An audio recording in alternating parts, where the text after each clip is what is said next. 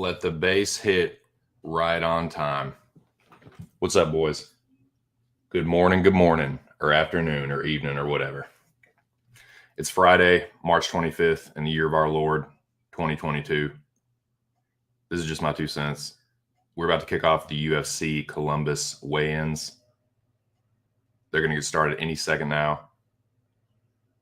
If you know anything about me, you know that punctuality is not my strongest suit. I, of course, wanted to start the stream much earlier, get in here, bullshit for a little bit before the weigh-ins actually started. But alas, better late than never. But we're here. This cup of coffee I made is way too fucking strong. So I'm bouncing off the walls. I'm jittery as fuck right now. And these weigh-ins are about to start. So without further ado, I'll put this back up once these start. But yeah, Scooby-2, I really appreciate that, man. I will get to that more once this first wave gets through here. But the weigh-ins are about to start, so here we go, man. Who we got first? Looks like Max Griffin. Let's see what he looks like here. This full screen. So it's definitely much better than it was last time. Like, the resolution was not very good for London. Griffin doesn't look too bad. Like, he's smiling and shit. His face doesn't look too sucked up. His physique looks good. He looks shredded.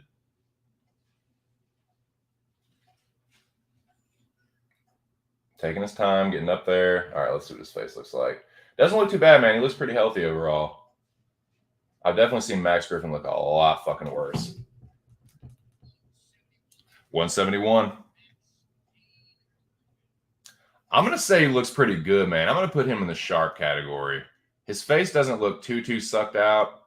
He's got good body language, man. He's clapping. Like, I think overall he looks pretty good, man. I'm going to put him in the sharp category. What do y'all think, man? What do y'all think? What do you think, Lobby Queen? What's going on? How are you? Hey, dude, I saw you made money on the Hogs.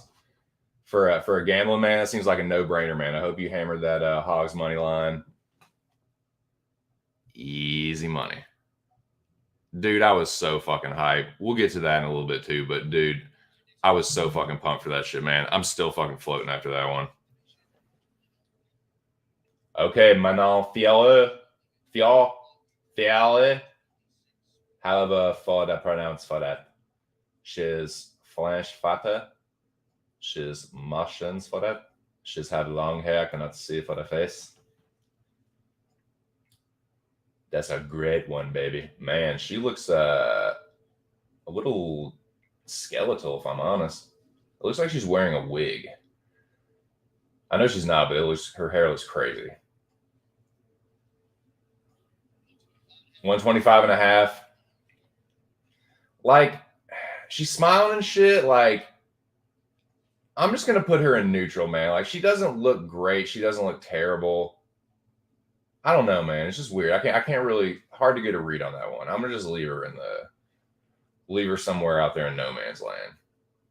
Like, just northern France, World War I. You know what I'm saying?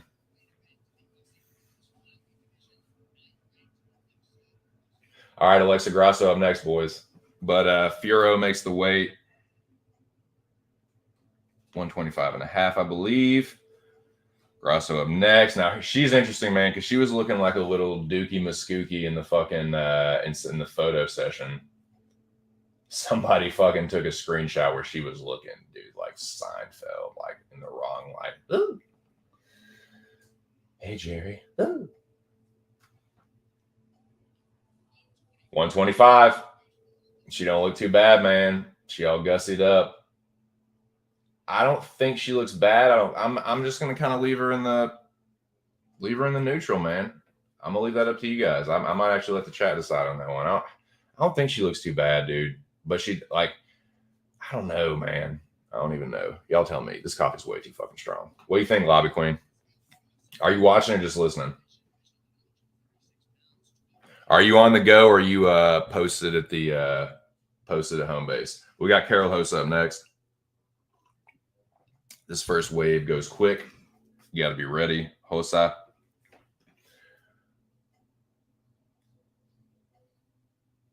I am, if you're just joining me, this is just my 2 cents. These are the UFC Columbus weigh-ins live. These are my live reactions.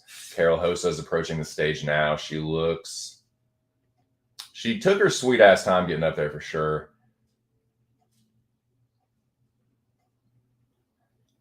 Looks a little sucked up. She makes the weight.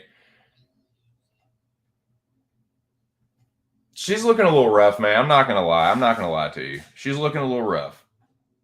Not the worst I've ever seen, but she walked up there really slowly. She barely cracked a smile. She looked like she was hurting a little bit. I'm not going to say she looked like she was on death's door. I'm not going to say she's the worst looking I've ever seen, but she looked a little rough, man. I'm putting her in the rough category. Got Bam Barbarina up next with his phone, taking pictures, very nonchalant, as Bam Bam is one to do. Very unassuming. Stripping down. He's done this a million times. Drops trowel. He's just a specimen of a man, boys. Just the prototypical male physique. I'm just a funnin'. You know, it's Barbarina, man. What are you gonna do? I've seen him look worse. 170.5. And as usual, he paints his fingernails. I think his daughters do that with him or something. That's like a tradition of theirs. He's usually black fingernail paint, but yeah, I think his daughters do that. I could be wrong, but for some reason I feel I remember that. He looks fine. I'm not gonna say he looks great, but he didn't look bad either. I'm just gonna leave him. Just gonna leave him. But we got Jennifer Maia up next. Let's see what we got here. I can barely hold this pin straight. This fucking coffee's so strong. I'm just bouncing off the goddamn walls, boys. But Jennifer Maia up right here.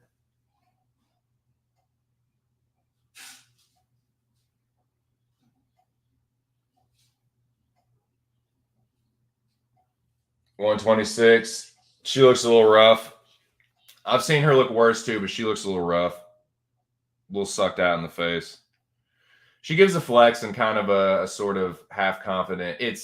I'm not gonna say it's false confidence, but she's kind of smiling through the pain. Looks like she had a rough cut. I mean, she is a big 26er, I feel like 25er. But yeah, I'm gonna say she looked a little rough. But here we got Jojo Wood, formerly Jojo Calderwood. So we got right here. Approaches the stage very quickly with her eyes smile upon her face. She looks all right. Excuse me. 125. I'm going to say Jojo looks pretty good, man. I'm going to say Jojo looks pretty good. She doesn't look too sucked out. She got up there quick. She did a little peace sign, like the bunny ears behind the head doing the photo. So, yeah, she looks fine. I'm going to say she looks good. I'm going to put her in the shot. All right, Slava Claus running up to that motherfucker. Vyacheslav Borshev.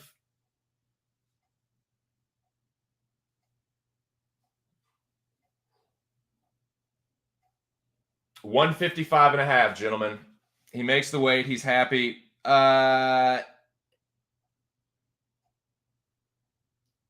He's pretty happy. Like, he looks like he might have had a rough cut, but he's got a poker face on. Like, he kind of like stumbled a little bit when he got up. Like, I feel like he's maybe a little bit drained, but he doesn't look too bad. You know what I'm saying? Like, his face doesn't look too sucked out. His physique looks okay. So I'm just leaving him. I'm leaving him neutral. I'm not going to say he looks good. Like, his body language is awesome, but if I'm being totally honest with you, it's like, okay, you got the poker face on to me.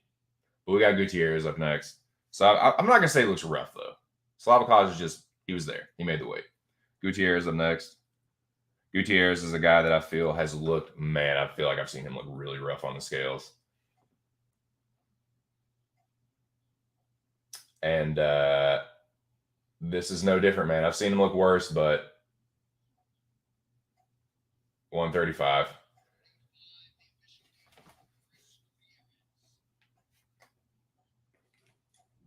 Looks a little rough. Looks like the weight cut. He was just like, this fucking sucks. Let me do this and get the fuck out of here. I'm just calling it like I see it, boys. Oh, yeah. Bobby Queen knows, man. She's looking rough. I'd say she's looked the worst so far. I'm gonna put the little asterisks beside her name. She's looked the roughest so far. But we got Bruno Souza up next. The Machida Akad Karate do Shotokan Karate do Os. Bruno Souza looks sucked out in the body, but not in the face. Looking apprehensively at the scale. Makes the weight no problem, though. 144. A little rise smile, a double shaka bra, double mahalo shaka. Oh, is that a staph infection, though, that I see upon his right pectoral? The northwest corner of Bruno Souza's right pectoral looked like what I believe to be a staph infection. Interested to see what Big Moise has to say about that. But he makes the weight. Askarov. Where you at, Jack? Shout out to Jack Attack. That's Jack's boy right there. 126. He makes the weight. He points to the sky. Askar looks maybe a little sucked out, maybe a little rough. I'll put him in the rough. I'll put Souza in the rough. Just calling it like I see it, boys.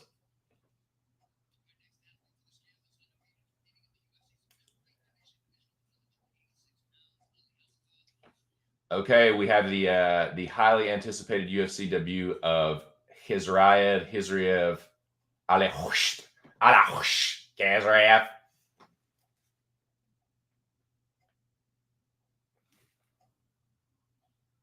He looks all right. 185. He doesn't look too bad, man. I can't do that beard. It's hard to tell with that beard. Like, it kind of like hides the cheekbones, but he doesn't look too bad, man. He really doesn't. He probably cuts a lot of weight, too. So I'm going to say he's looking a little shot. I'm going to say he's looking wicked shot, boys.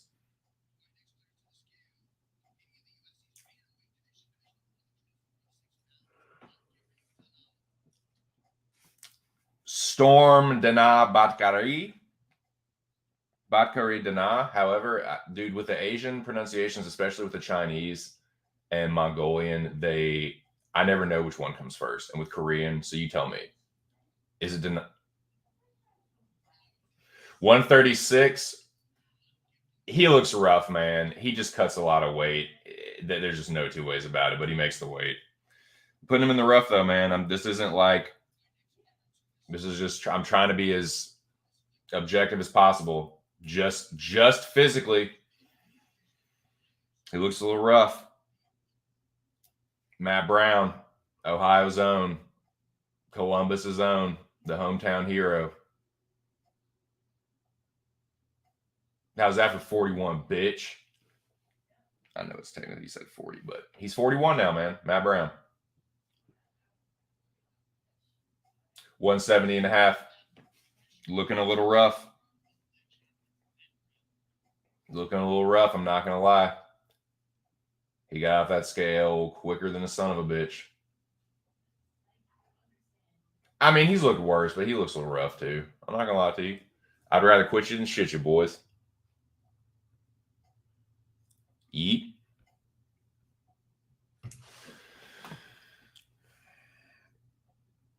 Most people have been looking a little rough. Jennifer Mize looked the worst. For sure. Kai Kara France. Why do you keep saying that, Anik? Why do you keep saying that all of a sudden? The flyweight limit, 126 pounds. Like, is that just some new thing you wanted to do?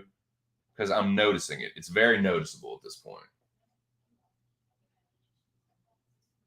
Listen to Anik call a lot of weigh-ins, and this is the first time I've heard him just, like, stress that. Kai looks fine. 125.5.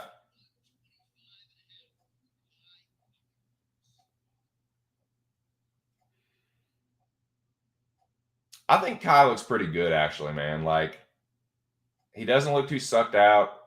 He was pretty confident. His balance was fine. Like, he put his shorts on just fine, like, afterwards quickly. So, yeah, I'm going to say Kai looks pretty good, actually. It was 125, 126. I can't remember. Doesn't matter. He made the weight and he looks good. He's going in the wicked fucking shap category. All right, we got David Dojack. For all you pronunciation sticklers out there, it's not Dvorak. I've heard his name pronounced on regional fights. It's Dojack. David Dojack. Look a little rough. Boy looks a little rough. 125.5. Makes the weight. Looks happy, but he looks like he's tried to create that gaunt, angular look to his cheekbones for Chase. But yeah, makes the weight. 125.5, I think. Looking rough though.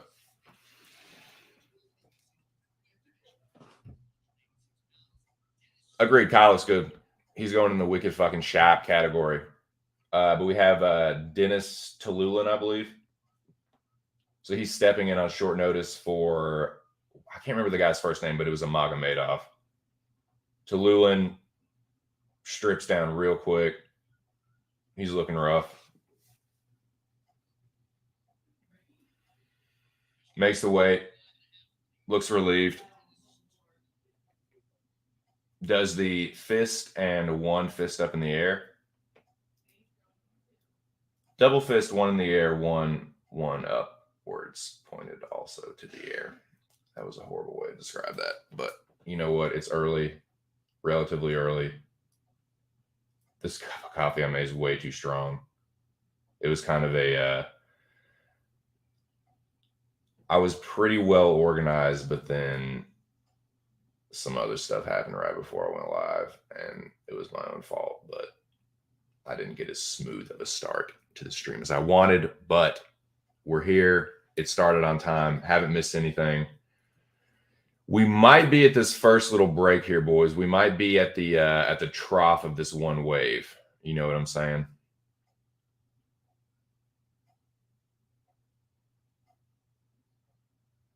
The wave is crested, and now we're at a trough. Or not. Fuck me, right, Anik? All right, here we go. All right. Chris Dawkins, Philly's finest.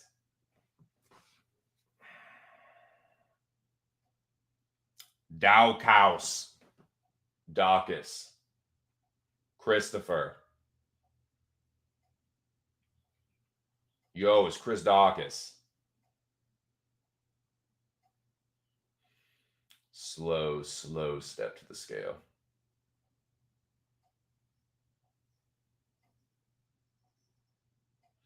$243. Dawkins looks weird, man. He looks a little rough, dude. He's like, he's walking very slow and gingerly. He looks like his body looks soft, but he looks like he had a rough weight cut at the same time. I don't know. He's going in rough. 243 was his weight. And yeah, he looks soft, even for Chris Dawkins, man. He looked rough. I ain't gonna lie to you. Big Moise. Sup, Moise? Chris Bumkiss. That's a little harsh there, Moise. Didn't say heavyweight limit this time. I know, a little inconsistent there too, right? How are you going to start this new thing like, oh, I'm announcing the heavyweight limits, like this new like little whatever, and then just not. Thank you for pointing that out. What the little inconsistency there, Jonathan.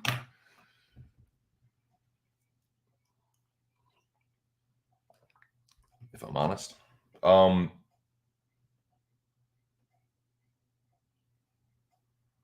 Don't dick tease me now. Is this the lull or what?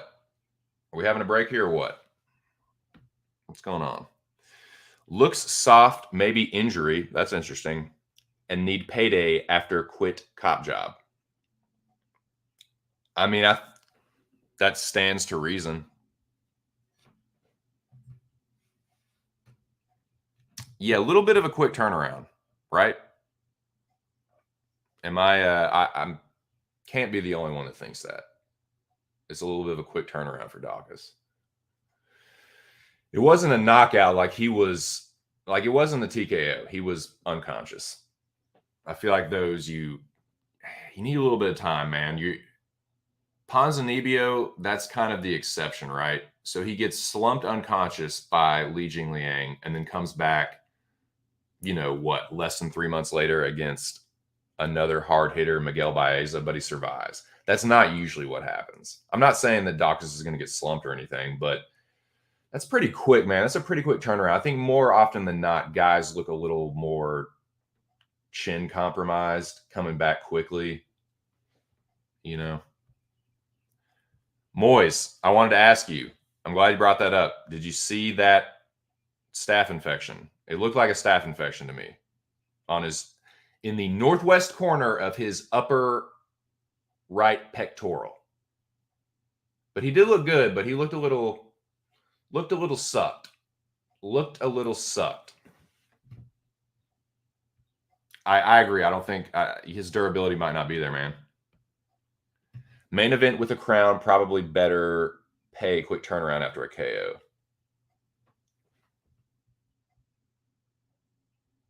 Check out, go back and check out his, like I said, if you're looking at him, it would be like Washington State of his right pec, if you're looking at him. Jaffiel, let me know what you think, man. I will certainly never claim to be anything close to the ballpark of a medical expert or even a medical anything.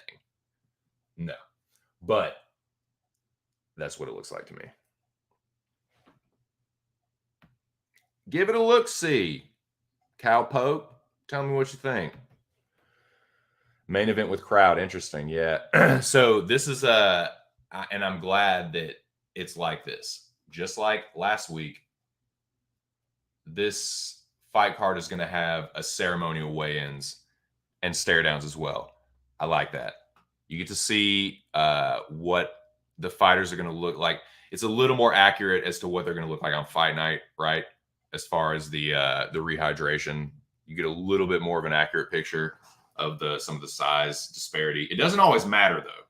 Like you saw with Gunnar Nelson and Takashi Sato.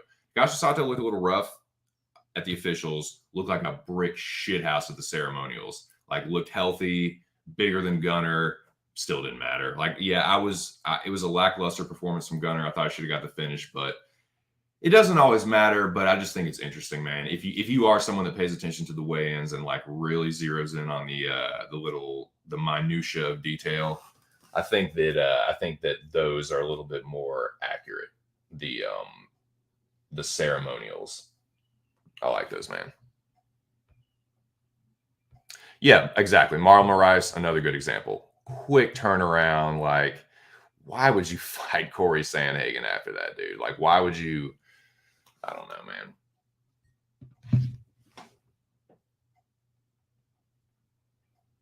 All right, but it does look like we got a little break here. It does look like we got a little bit of a lull. So I will start to make this banner for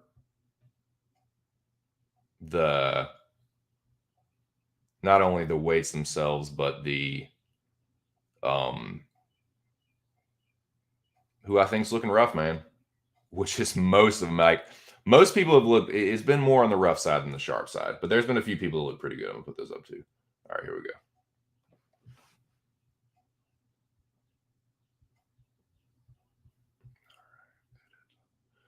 Okay, so I will go back through these as I'm typing them out.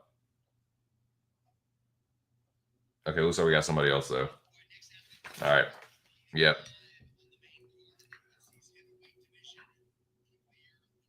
Okay, Beefy Latifi. What it do, Beefy? What's the situation? What's the Beefy situation?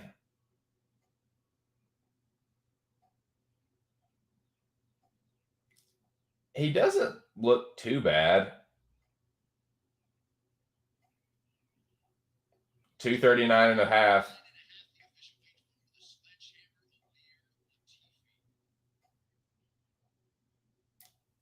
He looks pretty good physically. His body language isn't super great.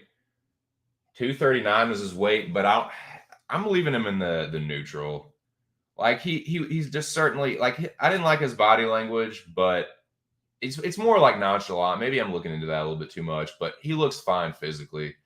He's not someone that's going to be in danger of not making heavyweight. He's just a dude that can basically just eat whatever the fuck he wants, and just he's a smaller light heavyweight. He's definitely a smaller heavyweight, but yeah, Beefy Latifi 239. I'm just leaving him in the neutral category. I don't think he looks terrible, but physically he looks good. If you want to say he looks sharp, I'm not gonna split hairs with you, Donnie.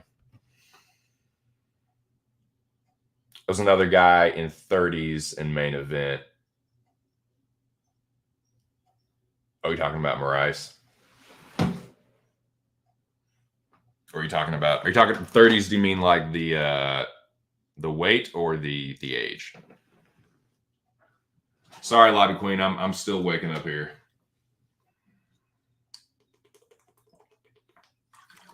Shout out to the 3 people in the building.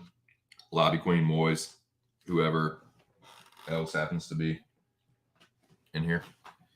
The third person, whoever you are. Shout out to you.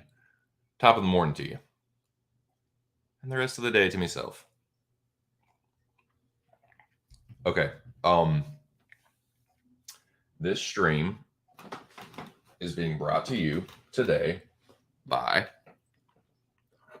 G Spot, by G Leaf, and as always, great value. That's Walmart. Great value brand, medium roast, instant coffee.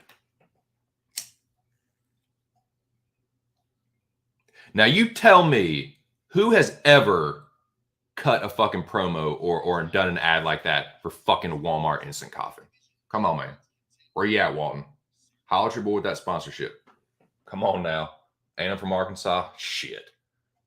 Come on, Bubba. Don't do me like that. Hook your boy up. All right, Sarah McMahon. Approaching the scale. I mean, she always looks like a brick shit house, dude. She just has she stepped on the scale very gingerly. 135. She gives a confident smile. She doesn't look, she's 41 years old, dude. She looks pretty good for 40. I'm going to stop short of saying she looked good. She's definitely walking like slowly and gingerly. She knows she cuts weight. She's muscular as fuck for 35. But considering that she's 41 years old, I can't say that she looks rough. 135 for Sarah McMahon. The 41-year-old man. How's that for 41, bitch? God, dude, 41 is 41. 40. I ain't there yet, boys, but it's a coming. 40 is a coming for your boy.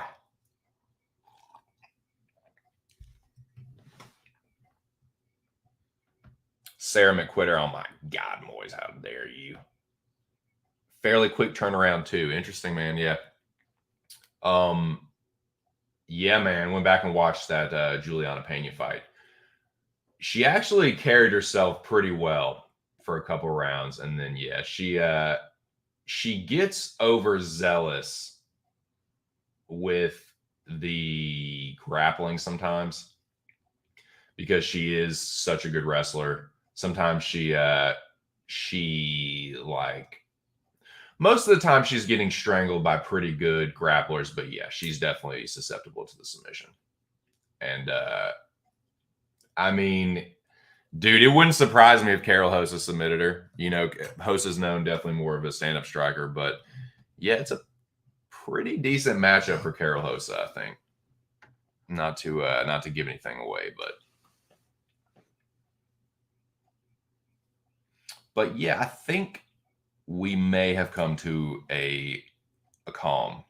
I think that the waters have calmed.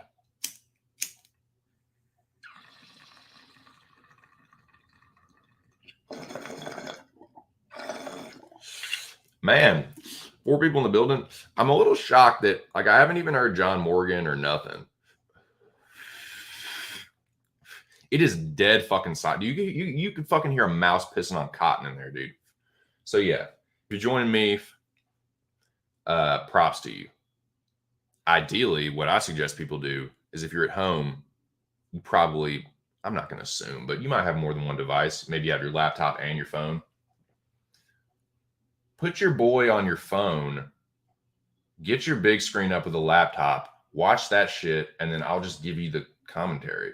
I'm watching, like, there's not going to be any delay if you have MMA Junkie or if you have YouTube and I have YouTube. It's going to be pretty much the same. Yeah, just watch along with me and tell me what you think. Like, if we're looking at the same shit and you're like, you're crazy, dude. They look like shit or they look great. Let me know. But that's what I suggest people do. That's the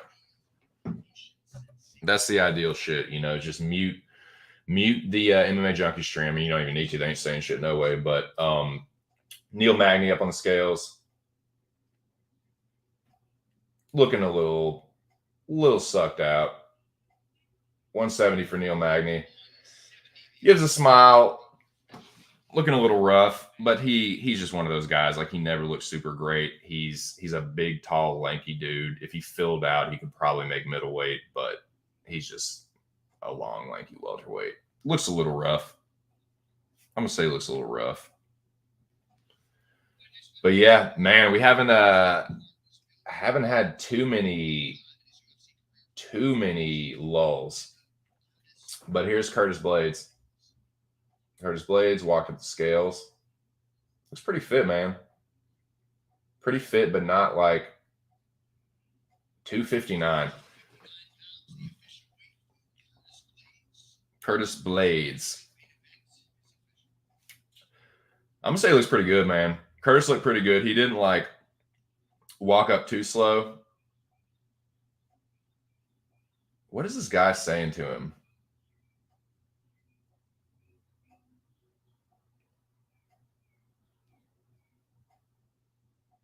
Trying to tell him which way to walk off, I guess. That was weird. Yeah, dude, you ain't no scale pimp.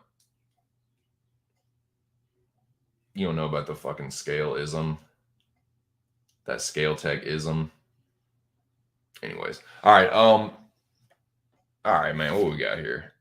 Let me make this banner. It's time to make this banner. Shout out to the 3 people in the building. 9:30 in the morning. All right, here we go.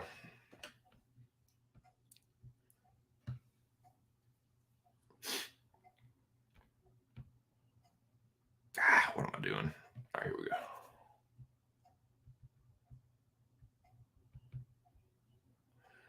All right, these are the weigh-ins so far in the order that they weighed in, the weight that they weighed when they weighed. Weigh-in.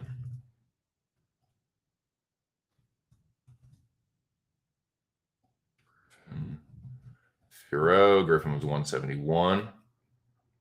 On Firo, 5.5. If I get any of these wrong, please correct me. Nobody's missed weight so far, so that's good. We do have someone else, though. It looks like Mateusz Nicolau. So we will table this banner, which I will continue to type out as this goes. But yeah, it looks like we got Mateusz Nicolau up next. Should be announcing it any second. But yeah, come on, Anik. I can see him right here, plain as day. So can everybody else watching the MMA Junkie stream. God, come on, Anik. Are you professional? Yeah, so Mateusz Nicolau, yes. I mean, yeah, I pretty much just told the fucking world. There's millions listening to this right now. All right, so Mateusz Nicolau. saunters up.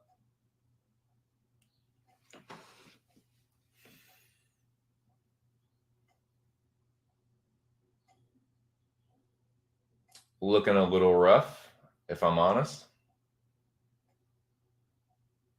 Definitely not great body language. 126.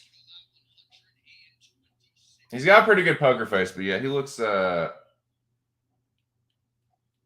little rough. I mean, he's not terrible, but I can't put him in the sharp category.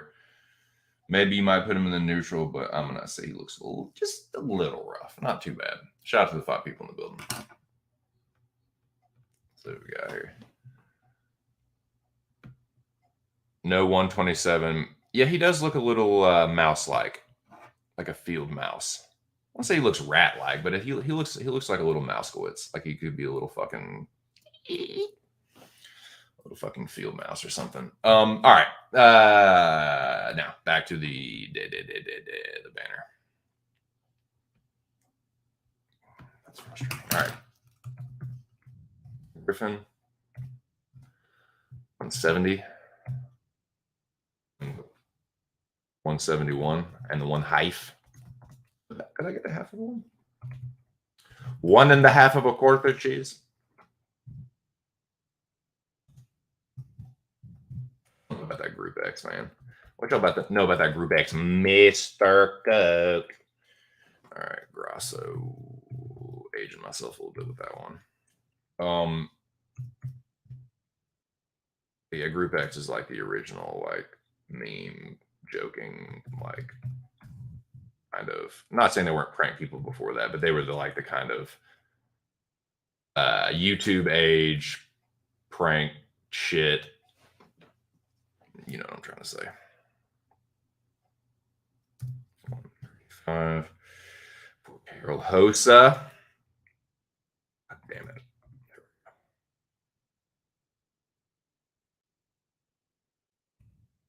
Whoa.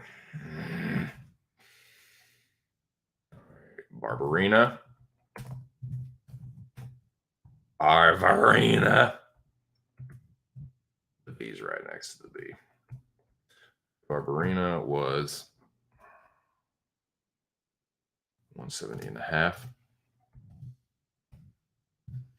Shout out to the 6 people in the building. If you're just joining me, I'm typing out this banner here so that you guys can see what I'm talking about, because you can't see me. 2 cents Cena. Nah, man. I've said this before, man. I'm just insecure, man. And I don't like looking at my own face. And then if I do, it's just like I'm too vain about it, and it's just distracting, man. So that's why I don't show my face, man. I showed my face on my old channel when I did boxing and MMA shit, but why? Why do I want to look at my own face when I'm trying to stream? It's not about my face, man. It's about what I'm saying. What the fuck do you care what I look like? Yeah, I'm handsome as shit. I'm a fucking... My face was chiseled by the gods themselves, Frank. No, I'm just kidding. I'm an old fucking bitch. But no, seriously, man, just what's the point? So yeah, you can't see what I'm talking about, but you can hear what I'm talking about.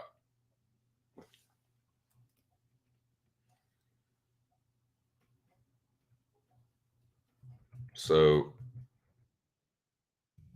Slava was 5.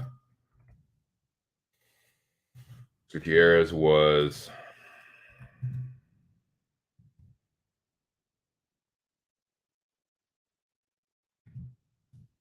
135. And Bruno Souza. Yeah, my point was I want to put this banner up so you know you can see what I'm talking about here, man. Yeah, who do you guys think has looked? If you have been watching, I appreciate if you've just been listening, man. Like that's fucking tight. If you are on the go and can't like see the weigh-ins or look at them, you know, if you're driving and you can't fucking look at the shit and you just want to hear what's going on. what's going down and how they look and shit, holla at your boy. I got you. I'm gonna be doing this shit every week. Souza was one. Why did I just? Oh, that's what I did. I was looking at Gutierrez. I was like, why did I just write that twice? 144 for Bruno Souza. Yeah, man. Peep out his fucking pec. Tell me if you think that looks like a Askarov. Looks like a Steifen infection.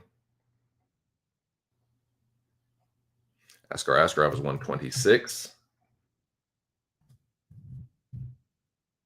But yeah, if you're just joining me, I'm making this banner.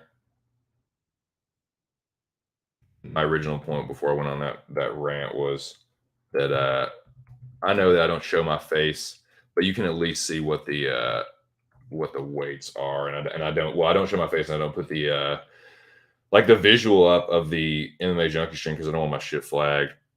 And I don't want to have to fucking like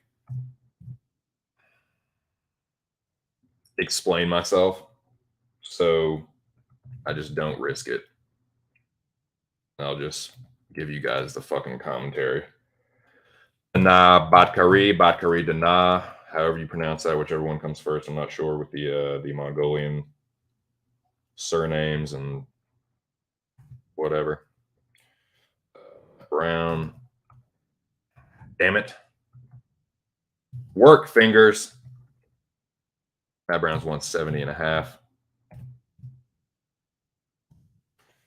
Shout out to the 6 people in the building. Hope you guys are having a good morning / afternoon / evening if you're in Europe or the UK or Asia. Where are we? David Dojack. Everyone's saying Dvorak. It's definitely Dojack. If you listen to like the regional Czech fights and stuff. David Dojack. That's how you say it. Just saying. I didn't make this shit up. Just what I heard. Tallulan. Dude, I can't remember how to spell this shit. Tallulan. I think this is how you spell it. I can probably look it up, but I just don't want to right now because I'm just feel like there's a fucking spidey senses tingling. Like I feel like somebody's about to weigh in any second, and I just want to knock this shit out before it gets there. Alkaus. I will make sure that I get the correct spelling for Dennis Tallulan. Beefy Latifi was, damn it. Beefy Latifi was 239. Beefy as one might expect. Sarah Mcmahon was 135.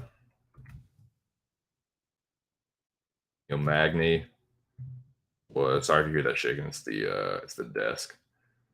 This is a decent little, cheap work desk, but it's a little bit flimsy. Stays together, but it's not exactly a little shaky still.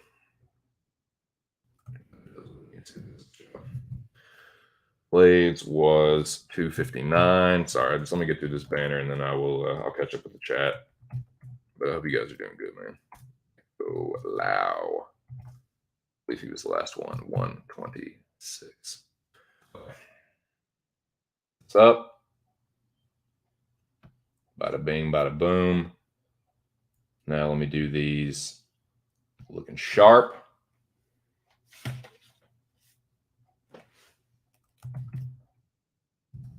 I'll type these out and then I will explain.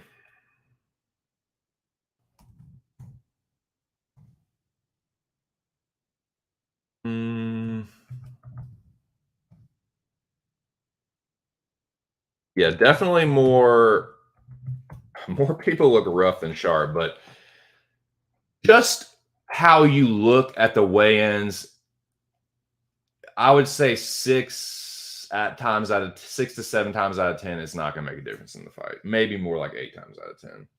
but sometimes it does, especially if it's a close matchup. If it's a close match, God, fucking dry mouth. Fuck.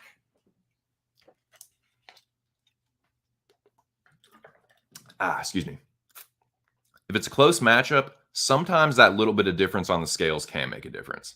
If everything else is the same, sometimes that can make the difference. But if there's such a skill gap and this more skilled fighter looks a little rough on the scales, they're still, I feel like at least like I said, 6, 7 times out of 10, they're going to win the fight.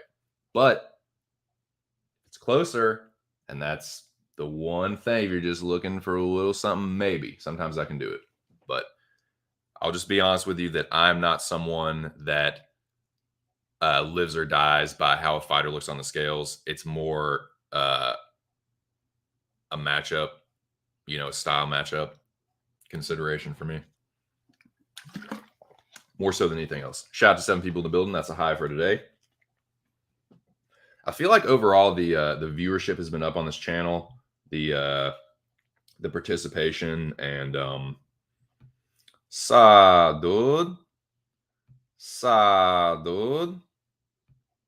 Best of luck to you. Or was it just the skill disparity?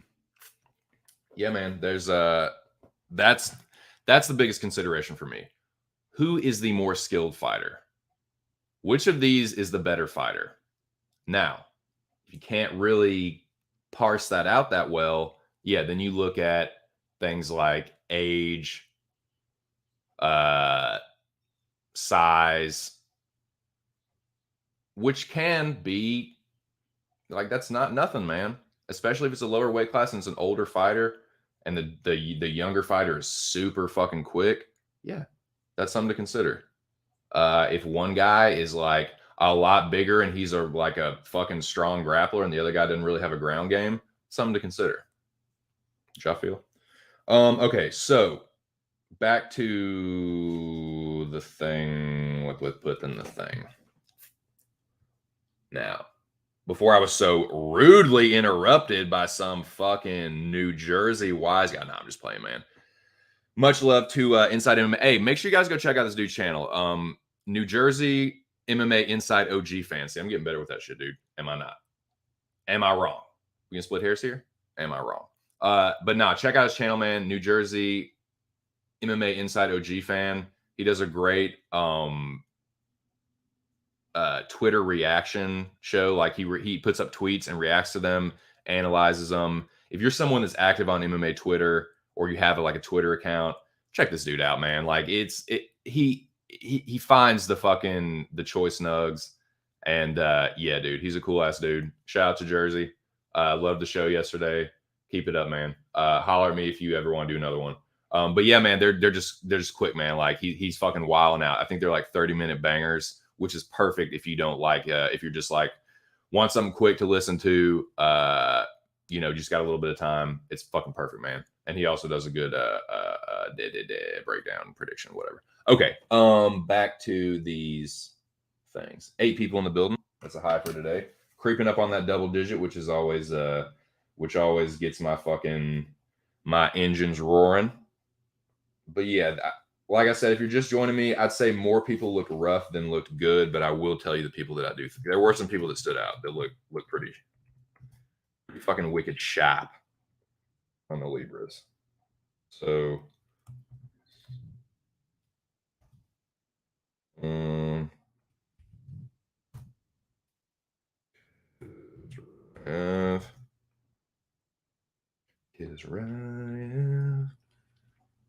Delilah. Now, the one that really makes me think of that is Durayev. But yeah, Kizriev's kind of like that too. I don't know about fucking Delilah, that fucking like sad spinster, like sad woman, like can't find a man, like request show where they call in and like request for Delilah to play them some song that like, maybe I can't actually find love or some shit. But like Durayev kind of like Tell me that doesn't kind of have the same like Delilah, Dariah. I don't know, man. It's just a corny ass joke. I'm just trying to fucking kill some time here, boys, while I write this shit out. But yeah, I think I got everyone that's looked wicked fucking sharp so far. And some people were kind of, I don't know, man. You tell me. Kind of can be left up to interpretation. Some people, you know, you might say they look a little sharp. You might say they look a little rough. You tell me, Paul. You tell me what we're fucking looking at here. You tell me what we're fucking looking at here. You cocksucker. No, I'm just playing. I'm just playing, dude. That's my Southie Boston accent. All right. Looking rough. Here we go. A lot of these. This is just my opinion.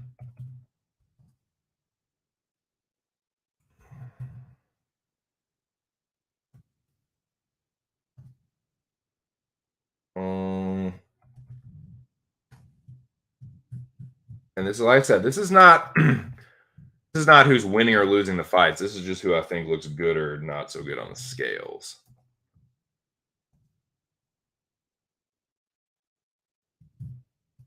Out the 9 people in the building, we're creeping up on it, boys. We're just getting goddamn close to it.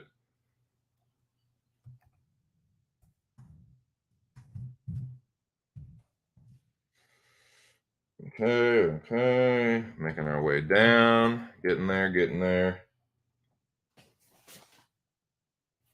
Shout out to the 9 people in the building, though, man. Hope y'all are doing well this morning, afternoon, evening, whatever the case may be.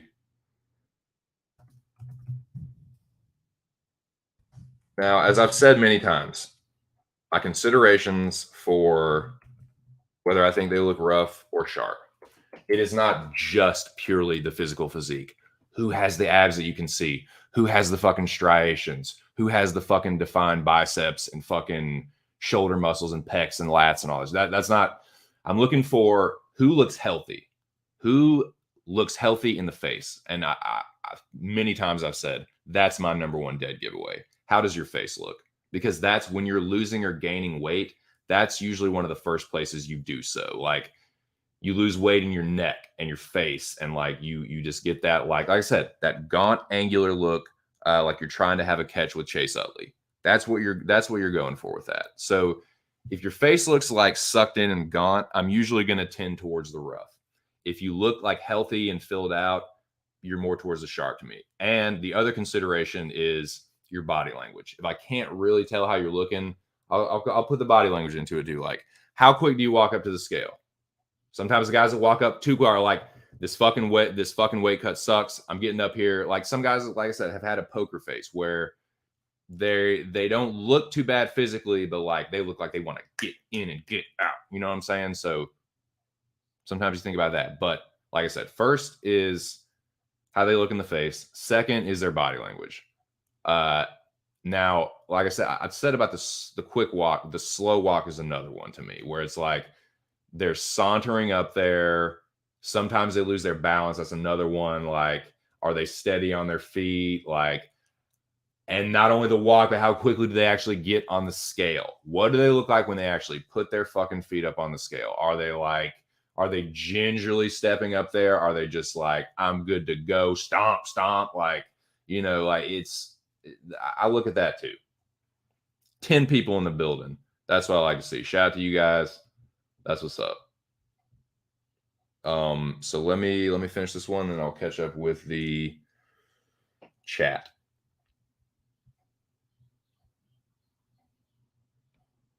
All right. This is who's looked the okay. Let me put who I think is looking the best. It's a tie for who's looked the best to me, honestly. It was a tie between these two. Okay. Here's who looks sharp to me. Nobody's missed weight so far, FYI. Here's who looks sharp to me. It was a tie for who looked the best, in my opinion, between Griffin and Kai Kara-France.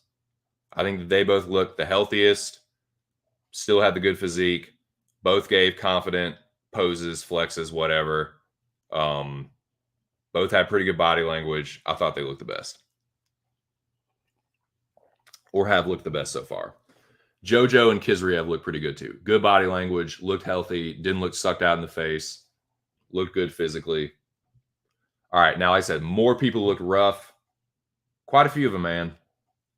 I'd say Jennifer Maia has definitely looked the worst so far. Carol Hosa didn't look super great. She was like really slow, sauntery, like looking down. Gutierrez looked sucked out in the face. Bruno Souza, like I said, he had a good poker face on and he had a good physique, but he looked a little sucked out to me. And that staph infection, dude, I'm telling you, that looked like a fucking staph infection to me. Let me know what you think, man. Go check that one out, dude. It looks like I said, Northwest corner, like Washington State, Idaho, whatever. Like, yeah, it looked like he had he might have had staph infection on his right pectoral. But Askar looked a little rough. Dana looked confident, but he was like, he cuts a lot of weight. He's muscular. He looks sucked out to me. Matt Brown, not great body language. Looked a little sucked out. Dawkins looked weird, man. Chris Dawkins looked weird to me. I said he looked soft, but also like he had a rough cut. I don't know, just something seemed a little off. Magny, I feel like with Neil Magny, you could maybe even put him in the neutral because I feel like Magny always kind of looks like that. But if I'm being honest, like, yeah, looked a little sucked out, was walking a little slow. So I put it, but he's definitely not the worst of that. I'll just throw that out there or put a caveat with that. But Nicolau, yeah, he looked weird, man. Nicolau was another guy that looked weird. Like Mouskowitz face kind of sucked out a little. Body looked drained. Yeah. So, but if I had to point out one person that looked the worst, body language, face, all that, I'd say it's Jennifer Maia. Catch up with the chat real quick. But let me know what you guys think. Hey, you too, brother. You too, man. Oh, Bottomer, Maryland. Yep. With Bottomer's kind of like it's got this accent. It's kind of like a southeastern Pennsylvania accent. You know what I'm saying? Bo knows.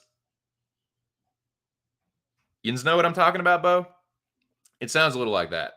Like I think that's where I think it's like where my wife's mom's family is from. It's from like southern Pennsylvania. But it sounds like that, man. Bottomer, Maryland.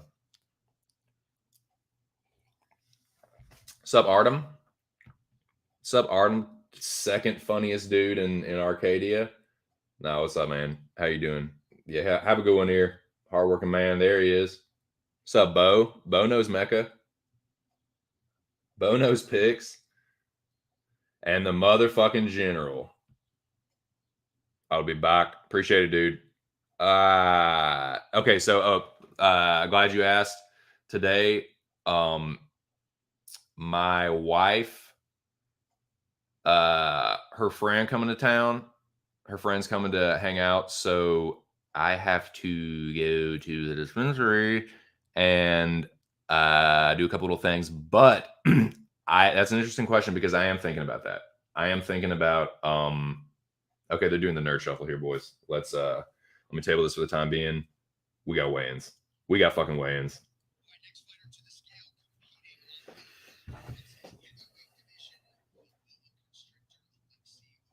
Okay, Alexei Oleinik. You're not Alexei Oleinik. There he is. Ukrainian-born, Russian nationalized Alexei Oleinik. Boy, that is just a popular way to be right now, ain't it? From Ukraine, claims Russia. 246.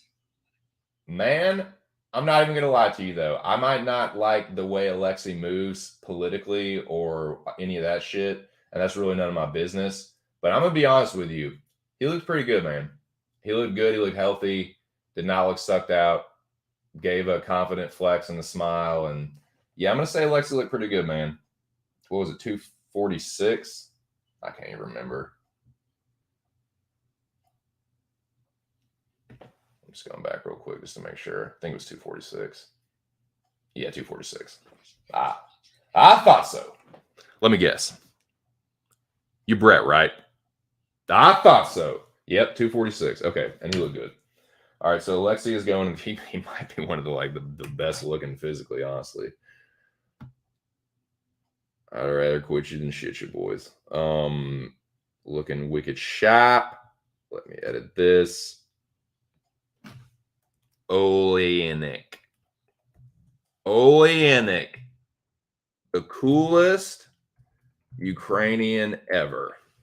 I mean Russian, because he's actually nationalized Russian. He said, fuck what you talking about, Ukraine. I like Mother Russia more. You know, that's neither here nor there. That's not what the show is about. But physically, he looked pretty good. So it has to be said. It has to be put up there.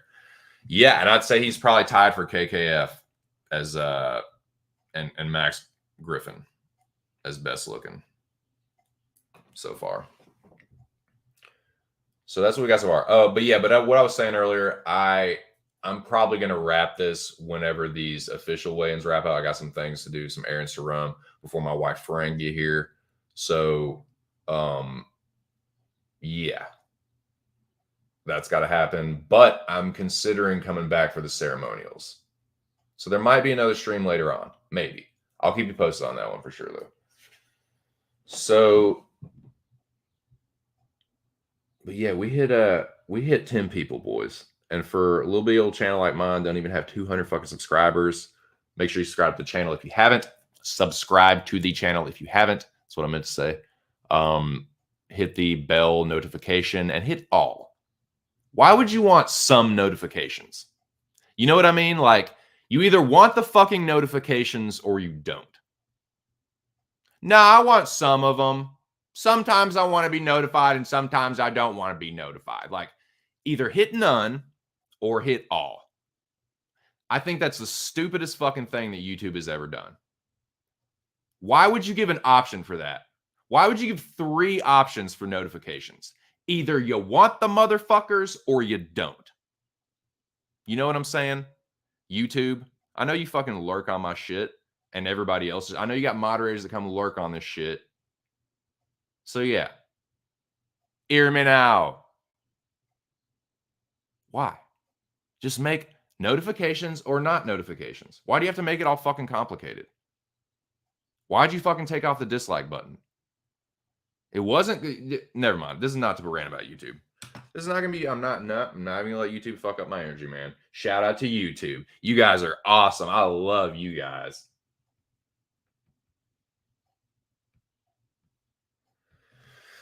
Artem says Volchenkov lock. Is that a dog? Dog lock.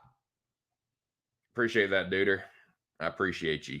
If Ilir can't knock out Alexi, he definitely needs to finally retire that nickname. Ooh, dude, leveling the boom. Fun fact, Olenek lost to Chael Sonnen. I mean, everyone's lost to Chael. You either lose to Chael or Chael allows you to win. Because he's just a good guy like that. Chael Patrick's just a salt of the earth kind of just everyman. So yeah, he likes to help his fellow man up. So yeah, you either lose to Chael or he allows you to win. So yeah, appreciate that fun fact for the people, Artem. Shout out to Artem, one of the funniest guys around here. Shout out to MMA, New Jersey MMA. Shout out to the General. Shout out to Bo Jackson. Shout out to the Labyrinth. Oh yeah, check out Labyrinth UFC breakdown. Definitely looking forward to some more content from him. I don't think Moyes has a channel, but follow Moyes Noise on Twitter. Follow all these dudes on Twitter. If you want to drop your handle in the chat, please feel free to do so. Lobby Queen, as always, hanging tough. Okay. Sundar Pichai is watching. Is that a YouTube who's who? Is that a YouTube you know who? Yeah. Okay. Oh yeah. So let me take a moment to I had put this up briefly during the when I was letting the song play. But let me and this is not just to I just want to give this person a little shine. I got my first donation on Monday. I didn't see it until after the show, but I want to give this person a big shout out and thank you. Scooby-2, from the bottom of my heart, thank you, bro. I appreciate that. That is nothing but motivation to just keep cranking out the content, keep improving the channel, make improvements to, and that will go towards that. I assure you. And yeah, man, I'll just put this up if you like what you hear and maybe support, because you guys just being here is support. But if you want to throw a little monetary support at it, there's my Cash App. All donations are, and I mean this, truly and greatly appreciated. Scooby, you're the shit, man. So yeah.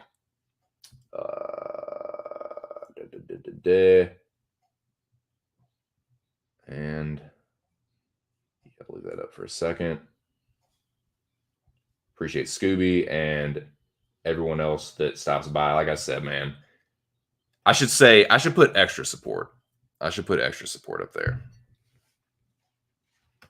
because just being here, interacting in the chat, liking the stream, that is support, man. Liking the stream, and I said this in Ark. Shout out to Mr. Arkansas, man. I haven't talked about Mecca a whole lot yet, but shout out to Ark, because, and he's right, man. Like the fucking stream. If you're in the stream listening to it, fucking like the shit.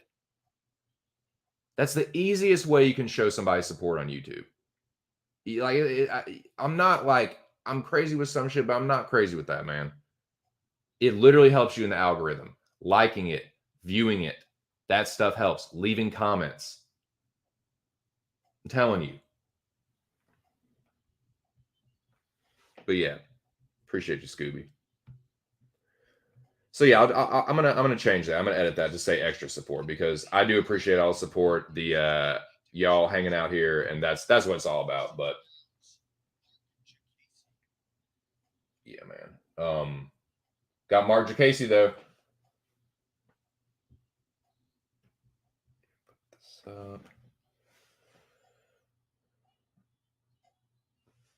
Looks a little rough. 155.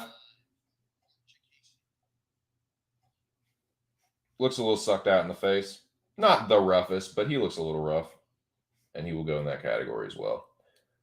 Body language wasn't terrible, though. Walked up quick. Confident flex. He's kind of walking with a little limp in his pimp. A little pimp in his limp.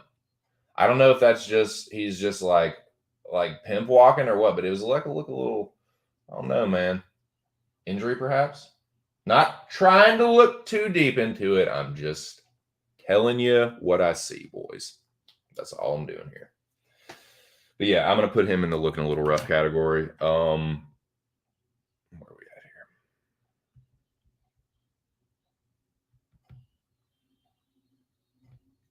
here? Edit this.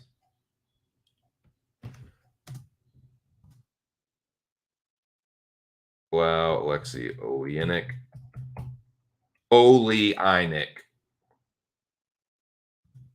Alexei looks sharp too, man, at 246. No one has missed weight. That is the big takeaway. So thus far, boys, nobody has missed weight.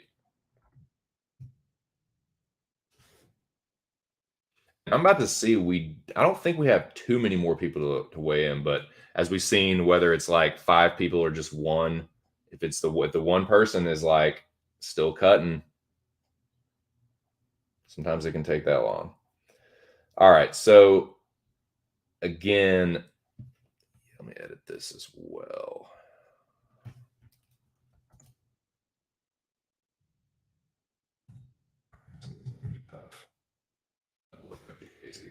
But I think I got it down now. I'm not the worst speller, but spelling is I'm a pretty decent speller, but it's something that I have to like really think about and look at. And some names I just have to fucking just hammer home, like Olasechek. I can spell that name now, but I have to like you have to like trick yourself a little like one of those remembering the colors things, like God, I can't remember what it is. The little like tricks to help you remember stuff, like when you're studying for tests. You know what I'm fucking talking about. All right. Looking sharp. Like I said, Alexi looked pretty damn good. Jacasey looked a little rough. Not the worst. That's still Jennifer Maya. She looked pretty bad, man. Looked like a ghoul. Bad body language. Yeah. Dude, never mind. I was going to say something, but.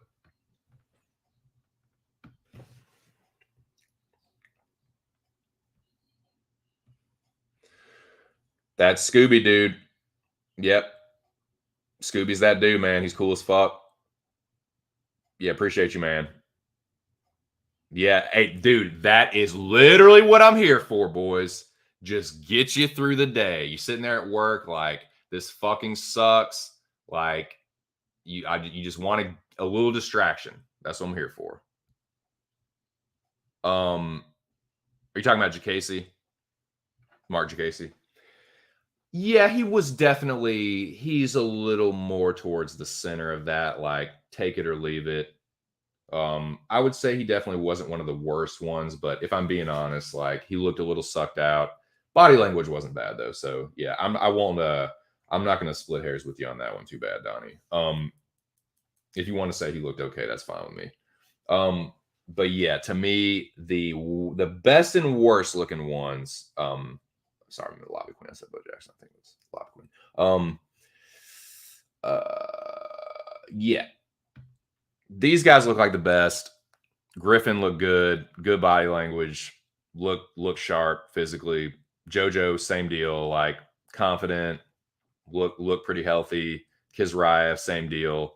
You would think a guy like that, like he's probably about 200 something pounds, fighting middleweight. Like usually those guys, sometimes you don't. The Dagestani dudes, they're wrestlers. Wrestlers are known for cutting for, you know what I'm saying. You know what I'm driving at here. With all that considered, he looked pretty good. Kakar France, I think, has looked the best. Him or Griffin. Olenek, too. Alexi looked sharp. Again, this is the rough. Thought Maya looked the worst. Hosa looked pretty bad, too. Gutierrez sucked out. Souza, I'm telling you, doesn't fucking look like a staph infection to me. Askarov, yeah, he just physically, body language was okay. Physically, he looked. I think he cuts a little bit of weight. Good little bit of weight. Dana, like pretty good body language, but he just you can tell, muscular dude, cuts weight, sucked out in the face.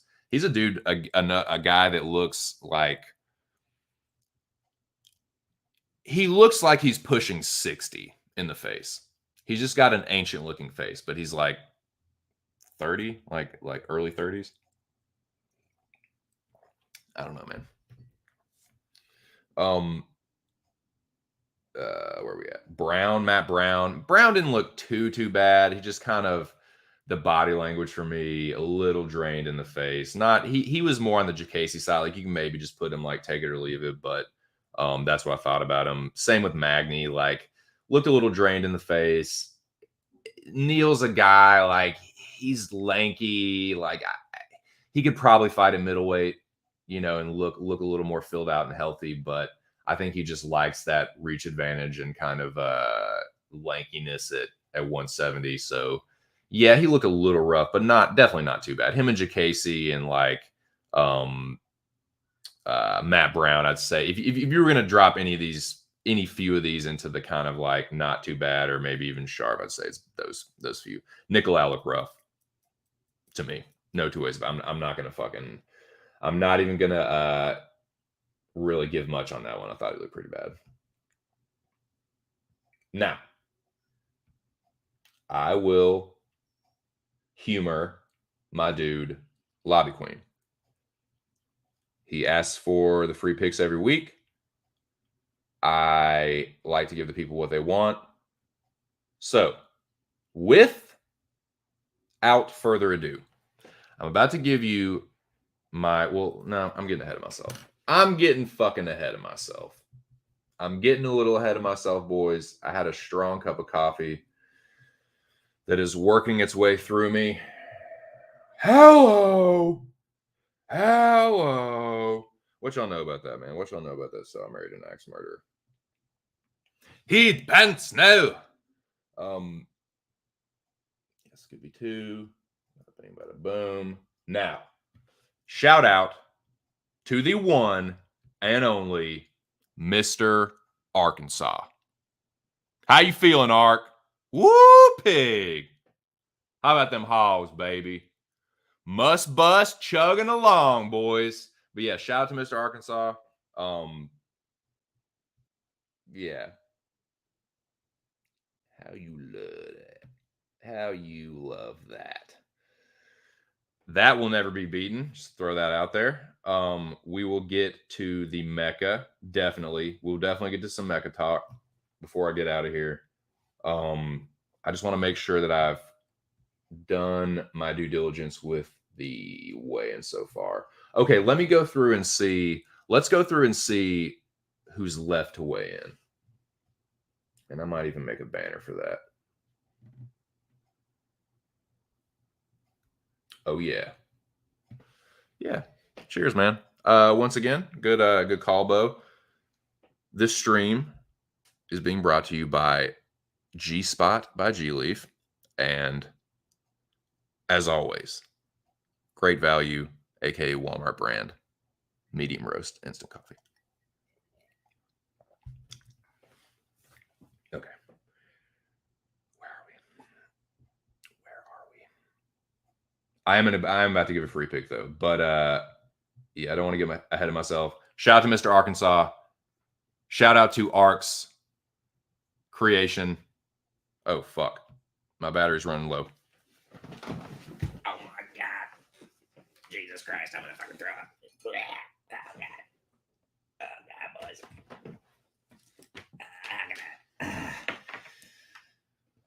What an oversight. How could I not have seen this? How could I not have seen this coming? All right, here we go. Okay, we're good. We're plugged in. We're good. Okay. Crisis averted. Loud of mercy. Okay.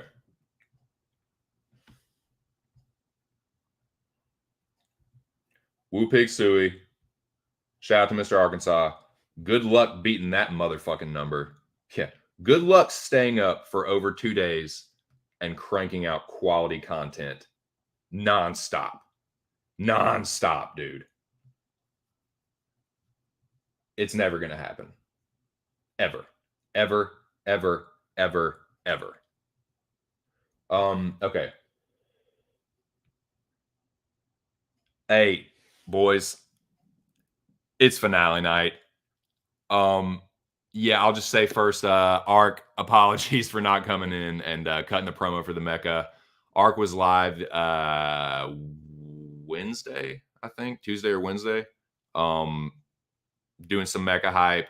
I was out and about that day. Unfortunately, I was not able to come in. Dude, I was listening to the stream and I heard him say that. I'm like, fuck! Like, I was just not in a place to do it, man. I was out and about, but yeah, shout out to Ark, man. But I'm fucking hyped. Never gotten this close before. It's within my grasp. The bounty is within my grasp for the hunter. And I'm getting that motherfucker, dude. I'm winning the fucking Mecca. I'm winning this motherfucker. This is my year. It's going to happen. But best of luck to the final five, man. It's Mecca6 finale night.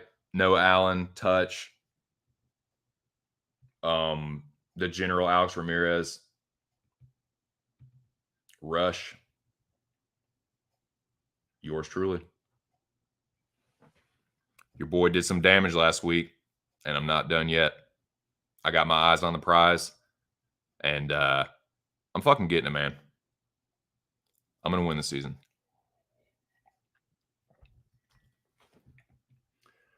So, go back over this real quick. And I think I might have to hit the head here in a second.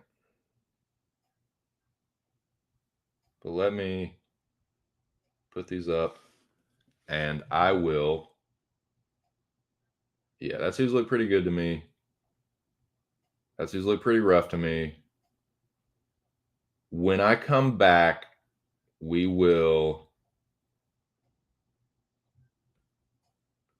discuss this a little more. We will get into mecha dividers, potential mecha dividers anyway, and I will give out a free pick. Not like I charge for picks, but I don't know, man. What else am I supposed to fucking call it? A 2 cents pick? Free pick. I will. Dude, if you ever see me charging for picks, your boy done lost his way. Your boy done fell off and lost his way. Never going to do that.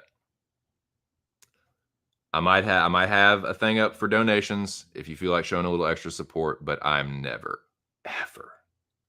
ever going to charge for picks. I do this for fun. I do this for entertainment. Like I said, to get people through the day. We all love MMA. We all love talking about this shit. We're like ensconced in it always. You might as well. I don't know, man. I just feel like it's a good way to it's a good distraction and like a something fun for MMA fans. But it looks like we might have some. Yeah, Anix running over there. We got another fighter. The final one, dude. Perfect. Luis Saldana. There we go. Last one up. Last one, Luis. Looking rough. Looking rough as fuck.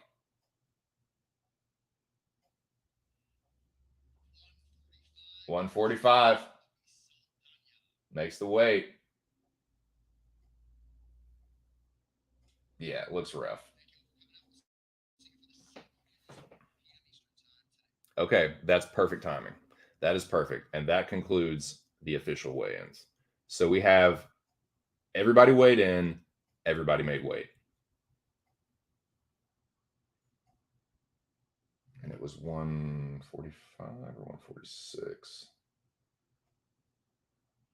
Let's see. Ticker, edit the ticker.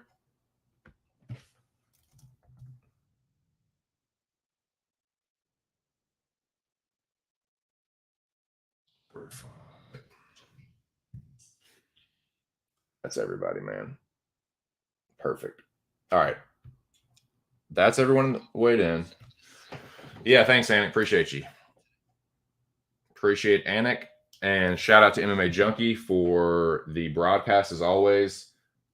They didn't fucking say a word. I don't know who it was. Like, I don't know if their instructions were like, don't fucking say peep. Like, I don't know if they had like pistols to their heads or anything, but no one said a word. I don't remember them like introducing the thing or like Morgan certainly wasn't there if you ask me, because he's very amicable.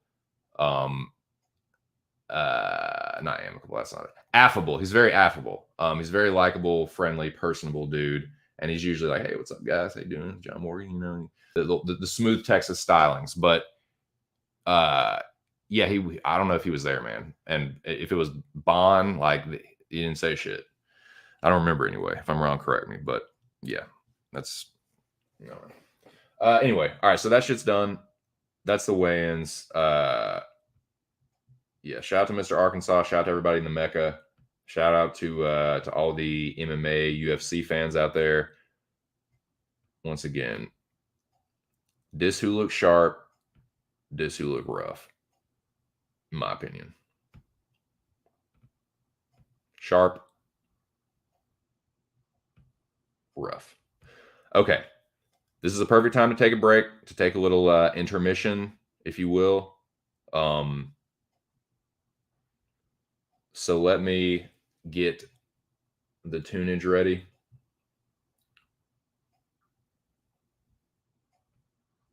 No argument there, big boys. Shout out to you.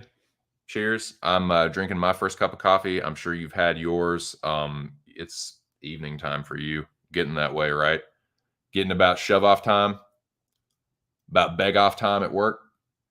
I'm begging off this motherfucking wherever. Anyway, but yeah, I agree. He looked like shit. As expected. Jackie boy, Northern England's finest. Well, Jack, hello and goodbye. No, I'm just playing. I am going on intermission now. I'm about to be back. But shout out to you guys, man. I hope y'all are doing well. Hope everyone is keeping well. I wish you all long life and good health. Now, let me get this fucking song up. Let me hit the head, and then when I come back, I will give out a free pick, and I will we'll talk about what some of these potential Mecca dividers could be for this week, and just yeah. Let me get the song up. Okay. Shout out to the 5 people in the building. I will be back shortly, boys, and we will keep on rocking and rolling.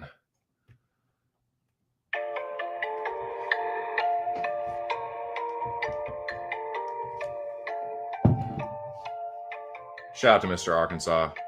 Shout out to the 6 people in the building. Shout out to everyone in the Mecca finals, dude. Going down tonight, boys.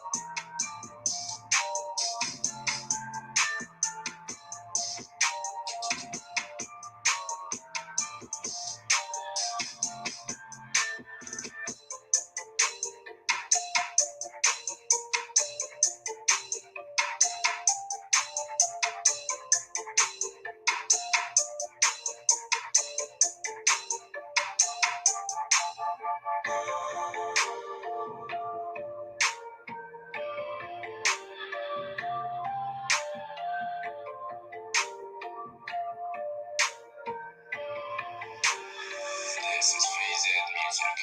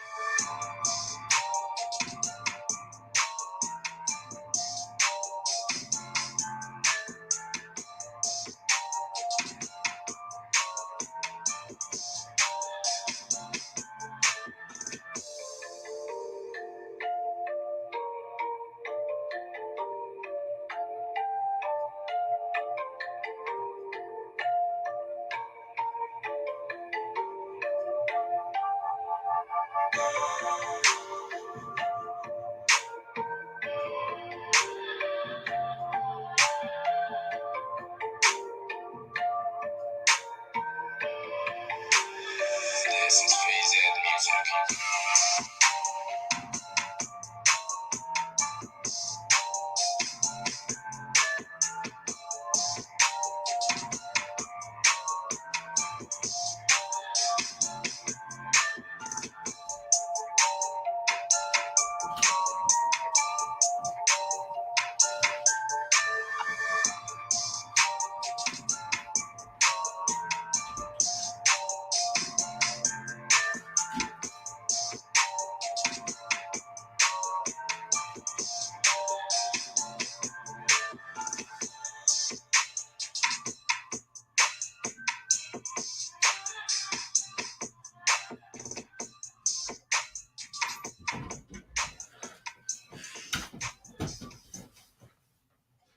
Are you a man with prostate cancer that hasn't... Nope.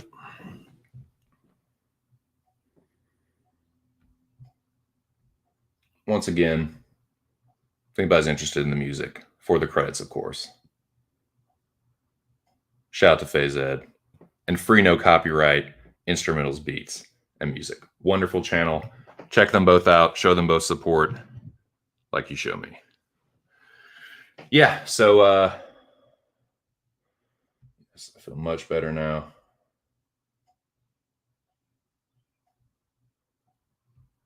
I didn't realize the weigh-ins were so early. East Coast time. Yep. Well, technically it's Central Standard Time. I believe. I think. Is it? Man, if it is, it's like, if there's still East Coast or Eastern Standard Time, it's like just like on that fucking line, because it switches. I remember when I used to drive to see my brother and his wife in Kentucky when she was in the Army. Like when you cross over, like,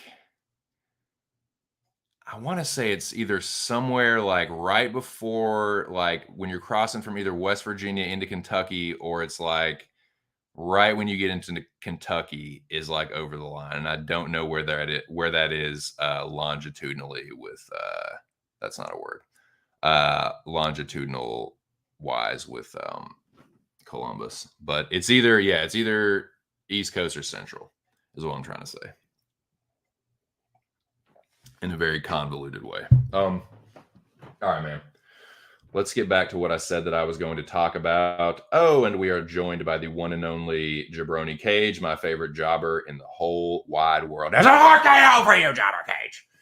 What's up, Cage? How are you? Yeah, fucking Jabroni you. No, I'm just joshing about. Not really. I'm gonna fucking RKO you again. Fights start at 4 p.m. Eastern. Nice. So that's another thank you for that. Cage is always on the ball with his jobber times and dates, and he is Mr. Current Events.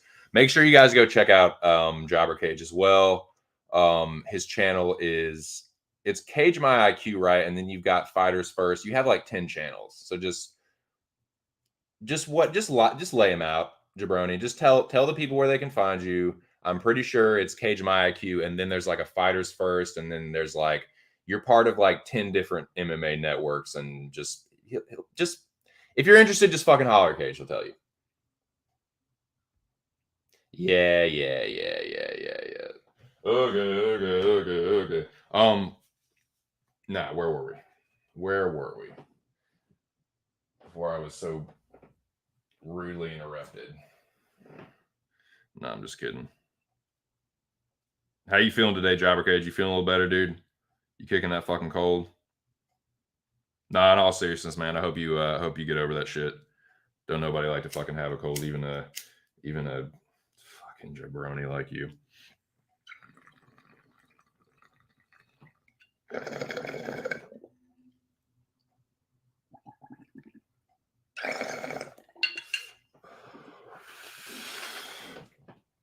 Okay, so it looks like he is okay.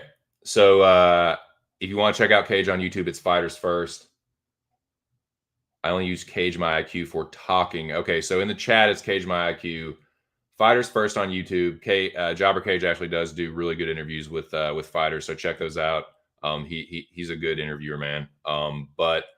Yeah, fighters first, and then Cage My IQ. Jabroni says he's feeling a lot better, dude. I'm glad to see this. So now you're feeling better. Get RKO. Okay. Just RKO you right back to health. Where are we at? All right, man. I've done enough bantering back and forth with this fucking jabroni.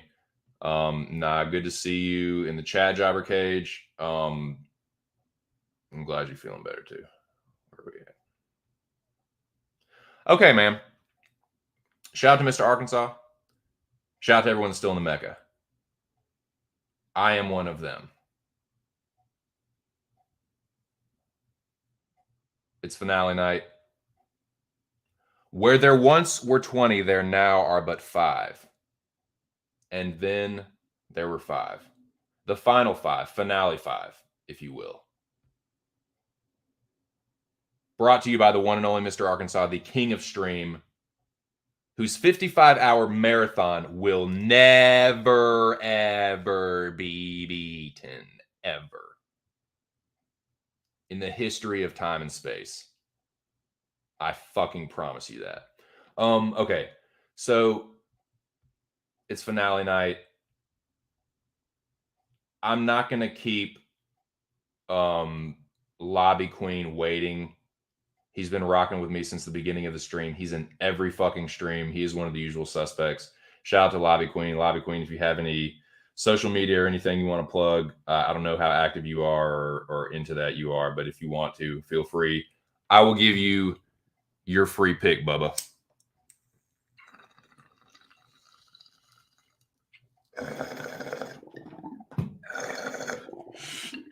Shout out to G Leaf.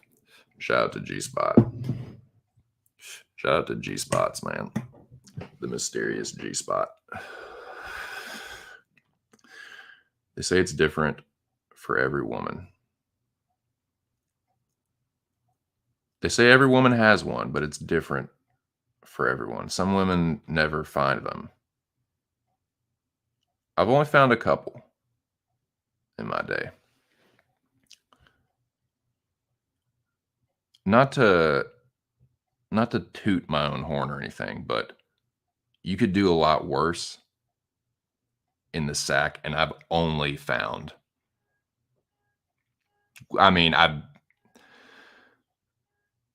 without getting into too much detail, I've only found a couple.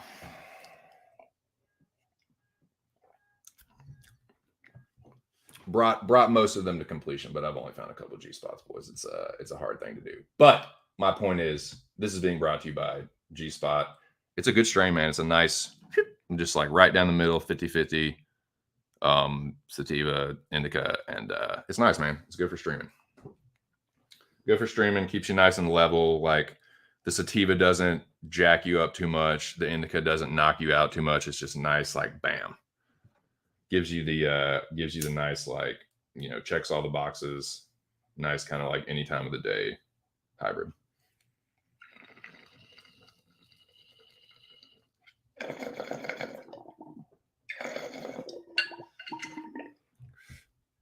Okay. Free pick time. And actually, goddamn, turn your fucking car alarm off. Turn that shit off. I'm sorry about that, boys. Let me fucking turn this gain down. That's so obnoxious, dude. Ain't nobody trying to steal your fucking car. How is that? Can you guys still hear me? Audio files in the building. Hear me now. Can you still hear me? Is the car alarm too obnoxious? I turned the gain down and the volume up. I don't know if that helps or not. But it's distracting, dude. It's driving me insane. It's slowly driving me insane, like Chinese water torture. Nice. We'll check them out, boys. MMA bet tips. Lobby Queen. Is it Lobby Queen? Is it? God damn. Well, I'm just going to have to keep talking because when I stop talking, I hear that alarm and just it's driving me up the wall. So I got the cure for that. Just fill the silence with my fucking bullshit. Oh, that's what needs to be done? Fill silence with bullshit? I'm your Huckleberry. That's just my game. All right, here we go.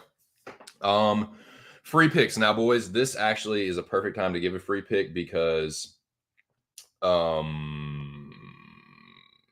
Dan Hooker is about as good at getting murdered as actual hookers. Oh, agreed, bro. I will have to agree. That is definitely a rather macabre kind of Jack the Ripper murdering prostitutes. Prostitutes are generally one of the most victimized demographics. So yeah, I mean, I guess that's pretty accurate. That's a little dark there, Bruce Bob Trotter, to just like you just leading off with that, just like, man, just going for shock value, huh? No, that's what's up. What's up, Bruce? Hope you're doing well today. But yeah, no one was missed weight. Oh, thank God. Thank Christ. It stopped. Hallelujah, Lord, I wish I knew you. All right. No, nobody missed weight, which is awesome. I think that's the second week in a row, right? Nobody missed at UFC London. Don't believe. Yeah, dude.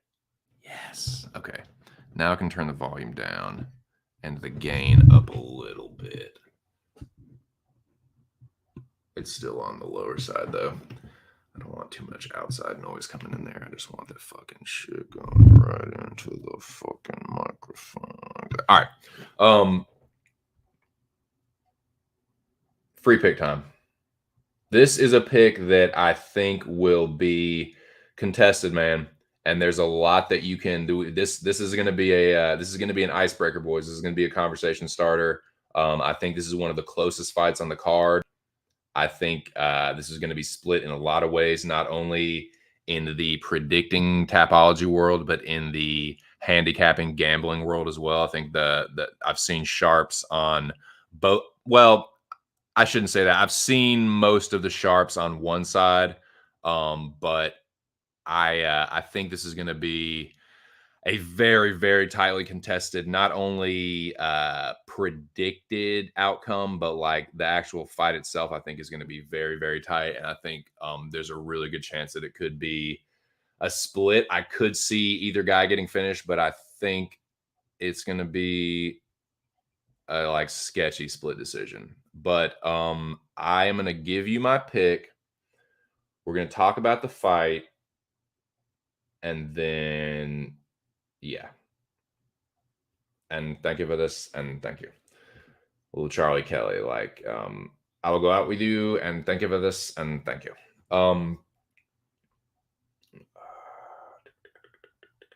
Okay, man, here we go. For the third week in a row, I'm 5 for 5, boys. Let's see if it continues. The first 2-cent free pick of the week is, and like I said, I think this is going to be a very, very, very tightly contested bout. And yeah, I think the predicting world is going to be split. I don't know about I've seen most of the gambling world on kind of one side, but I'm actually going the other way from the sharps on this one, man. And it could bite me in the ass. This could end up affecting me very negatively in the Mecca, but I actually feel pretty good about this one from a stylistic matchup. And we'll dive into every little detail, but let me just give you the pick. The first 2-cent free pick of this week is Luis Saldana. And I know you're saying 2 cents, you're fucking crazy. Oh yeah, I got this one. Like hammer Souza, fade 2 cents, fade Saldana. He was the last one to weigh in. Looked like shit. Same thing happened last week. Valley, the last one to weigh in. Got whooped on. Yeah, so let's talk about this fight. Let's break down, talk about this fight. I will tell you why I picked Luis Saldana, and then I will talk about potential Mecca dividers. We will talk a little Mecca. We will talk a little college hoops. And then I have got to run some errands. I got to run to the dispensary. I got to go to Kohl's. I got to go to a few different places to get things ready. My wife's friend coming to town, so I got to get help do the final preparations for that. And then I think if there's no barring any unforeseen hangups, I'm probably going to go live again briefly, at least for the ceremonial weigh-ins and stare downs, and do the same kind of thing I'm doing now, rather. But yeah, okay, so this fight, Luis Saldana, Bruno Souza, I think is an interesting stylistic matchup. I think both these guys are primary strikers that also have ground games. Luis Saldana is capable of getting the fight to the ground and getting submissions. Bruno Souza is capable of getting submissions. Both of them have submission victories on their records. I think Souza is a black belt in Brazilian Jiu-Jitsu. I don't know what belt Saldana is, but he is capable of getting submissions. Now, on the feet. On the feet is where we get into the meat and potatoes of the matchup. This is where you're going to go to one side or the other based on how I feel like that's really where the rubber meets the road in this fight. How do you see the striking matchup going? Like, they're both strikers with different styles. I can talk somewhat intelligently about Bruno Souza's style. It's not exactly 100% Shotokan, but it's very Shotokan based, very traditional karate based, traditional Japanese karate.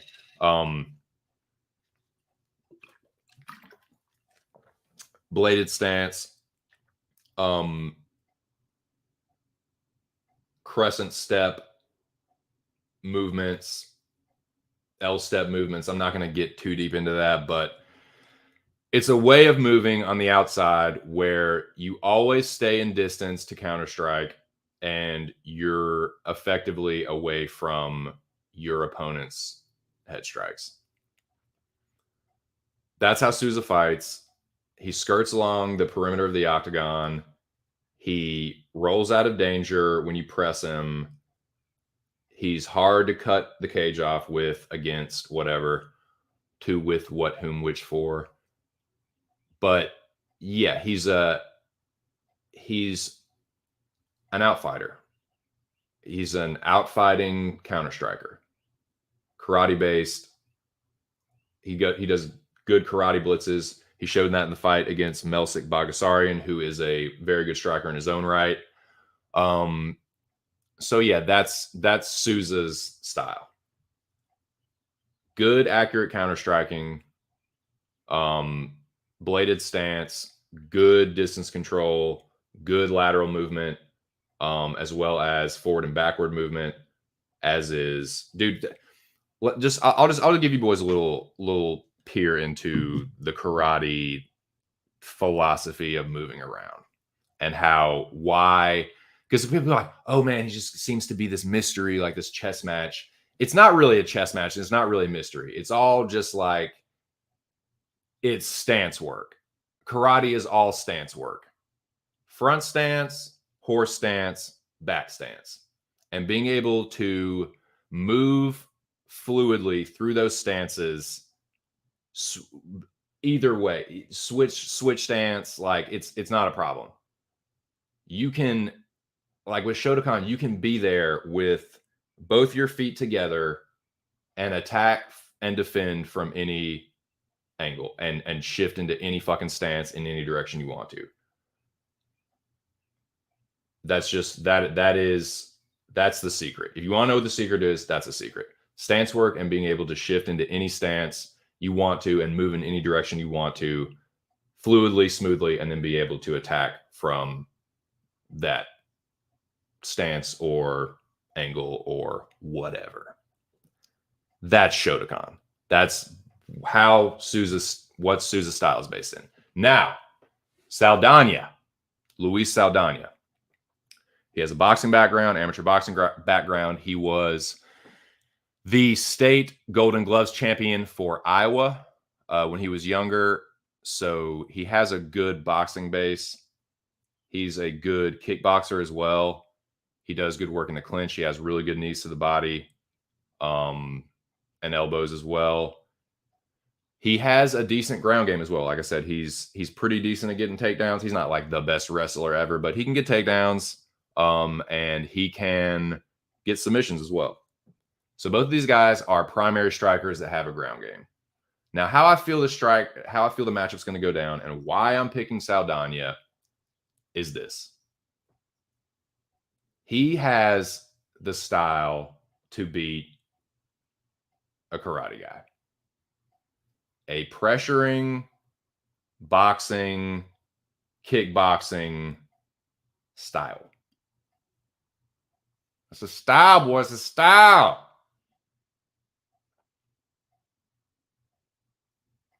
If Souza can win this fight if he skirts along the outside of the octagon, but he's got to hurt Saldana. And that's possible, man, because Saldana was the last person to weigh in. He did look rough as fuck. I'm definitely sweating that a little bit more. It's not like I didn't anticipate him looking rough or anything, but it's like the very last person, like, of course he is. So yeah, Souza's a good striker. Saldana could get knocked the fuck out.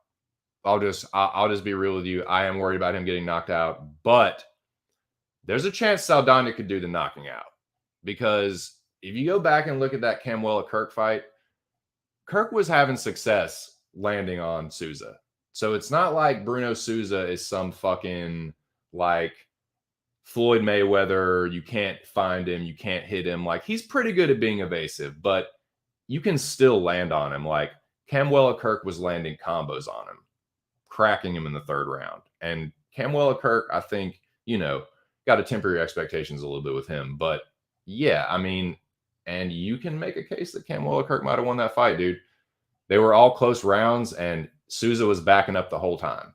So I do think, and that's another reason I'm taking Saldana. It's a volume thing. Like, I think that Saldana is going to be filling those spaces and those gaps of inactivity with strikes. Like, he's not going to land all of them, but I feel like if he's not too compromised from the weight cut, he's going to be the one pressing forward. And I just, like, I don't know. I feel like if it gets hairy for him, he'll just clinch up. And I feel like he's the better clinch fighter. And I feel like, yeah, I know Souza has a black belt, but dude, go back and watch the Mike Hamill fight. He got wrestle fucked for 3 rounds. And this is another thing. I want to point this out. I want people to know this. Now, I'm not saying this is how he still is, but y'all need to go back and watch that Mike Hamill fight. He got his shit handed to him for 3 fucking rounds. One of them was a 10-8. Might have been the first round. One of them was a 10-8.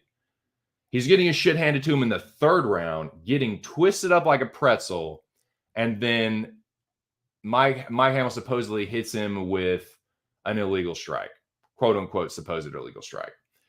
It was very pedestrian looking, but you would have swore that Souza had been hit with the most like a Curtis Blades elbow or something. Like, it won't nothing like that. And he was like flopping around, doing an acting job.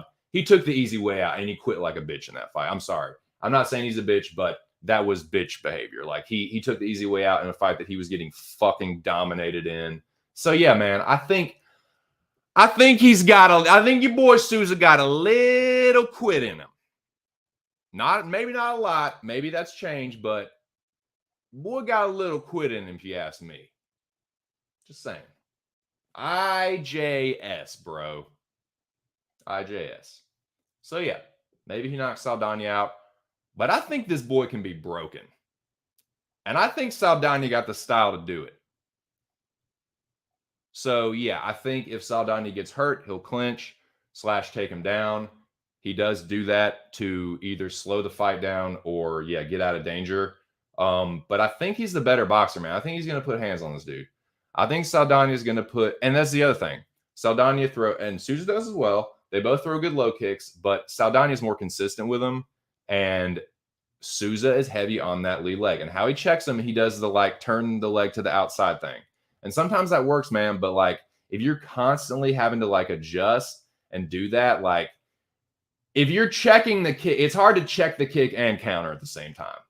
You know what I'm saying? I'm sure he trains that. I'm sure he might do some of that. But if you're constantly worried about the leg kick instead of the count, if you're countering it, you're eating the leg kick. Usually, you're not usually able to like check it effectively and still counter. Like you're putting your effort into checking it or you're countering it. You know what I'm saying? It's usually one or the other, I feel like. So yeah, I feel like the lead leg's going to get chewed up. If he was going to chop down the tree with the lead leg, I think it's going to slow down the movement. And then I think when it gets in boxing range, I think Saldana is going to fucking light him up. Souza to me is a good hammer and a bad nail. I think when he gets backed up to the fence, I don't think his head movement is that fucking great. Like I said, I think his defense is karate based, which is distance control, distance management, distance control. Yeah, so I'm picking Saldana. I think he's gonna fucking light him up. I think he might even knock him out, man, because I'm telling you, Camwell Kirk was lighting him up. Camwell Kirk was landing like combos on him. And dude, I think Saldana is just a better version of Camwell Kirk. I think he's a harder hitting, crispier boxinger. Dude's a fucking state Golden Gloves champ. So yeah, dude, I got Saldana. Give me Saldana here. I think he's at, I'm not trying to shit on Machida Academy. Like I know it sounded very disrespectful to Lyoto Sensei, but I'm just calling a spade a spade. I think Saldana is the better fighter. I think that in hindsight, I'm telling you, go back and look at the Camwell Kirk Souza fight and tell me that wasn't close as a motherfucker. So, like, yeah, I think maybe, we might even have to temper our expectations with Mecca6. Because, like, you go back and look at Mecca6's record, dude, he's a little bit of a can crusher. And he doesn't really have that many fights. So, I'm not super duper just over the rainbow for Mecca6 or Souza. Me personally. I do know a little bit about karate. I know good karate when I see it. He has pretty good karate, but he ain't no Wonder Boy. He's certainly no Machida. He doesn't have the power, man. Like, that was the thing about Machida. Lyoto Machida has power. Samurai. He has samurai blood. He has samurai power. Like, he can sit people down in the fight with one punch. He turned Ryan Bader's lights out with one fucking punch. So, yeah, like, he's not that dude to me. I am a little worried about Saldana's weight cut. I am concerned that he could get knocked out. But to me, Souza doesn't have the power to do it. I think if he does get hurt, he's going to clinch up with him. I think he's a better clinch fighter. I think he's going to land knees in the clinch. I think he's going to box him up when they're in boxing range. I think he's going to fucking, when they're out fighting, I think he's just going to fucking land the low kick. And Saldana just kind of plays it like a cool customer on the outside, man. If he gets hit, he just fucking goes with the momentum, bounces against the fence, comes right back, lands a low kick. Like, I think he's just going to outvolume him. I think he's going to land the heavier shots. I think he's going to be pressing forward. And if they are close rounds, I like the more aggressive guy that I think is a little better in the clinch and a little better in... It's close on the ground, but I think that Saldana is a little bit better. I think he's a little bit more live for a submission. I think that he hunts for submissions a little bit more. I think that Souza's jiu-jitsu game is more passive because, like I said, this is the other thing. Camwell Kirk took that motherfucker's back in a New York minute, in a heartbeat, like instantaneously. Took his fucking back, hooks in, hunting for the sub. There were like 10 seconds in the round. It's like the end of the first round. But dude, I think his black belt might be a little fucking fraudulent because your boy gets dominated on the ground. I'm just saying. And I think if it goes to the ground and Kirk's offensive, I think because he was pretty good at holding what's his fuck down. I'm talking about Saldana. Fuck, man, I'm blanking. The guy that he fought. God damn it. I can't remember. But yeah, he held him down in the third round. And I think that with Souza playing the jiu-jitsu and him being, I just think he's going to win. I don't know whether it's going to be sub, knockout, decision. I haven't 100% made up my mind on that. I haven't 100% Utah good job on that, but yeah, I got Saldana. Give me fucking Saldana. And lest we not forget that motherfucking staph infection. I'm sorry. To me, that looks like a staph infection. So yeah, Saldana might gas. He might be weight drained, but I think that Souza might be hurting a little bit from whatever the fuck he's going through too. So with that being said, I think it's still close to a push. And I like the guy with more volume. That's the better boxer, that throws better leg kicks, that is a little better in the clinch, is a little better on the ground. Give me Saldana. That's my first free pick. There you are. There, yeah.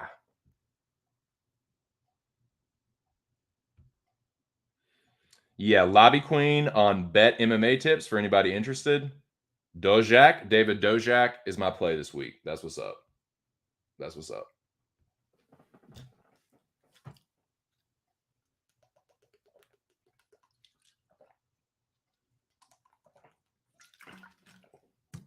All right. Now, shout out to Mr. Arkansas. I do think that Saldana and Souza is going to be a divider. I think it is going to be a Mecca divider this week. And along with that, these are my potential Mecca dividers in the prelims. I think Saldana, I'm pretty sure Souza Saldana is the opener, the prelim opener. But with that in mind, Saldana Silva, and I'm glad you mentioned that because it's a perfect segue into the next one, Dojack Nicolau.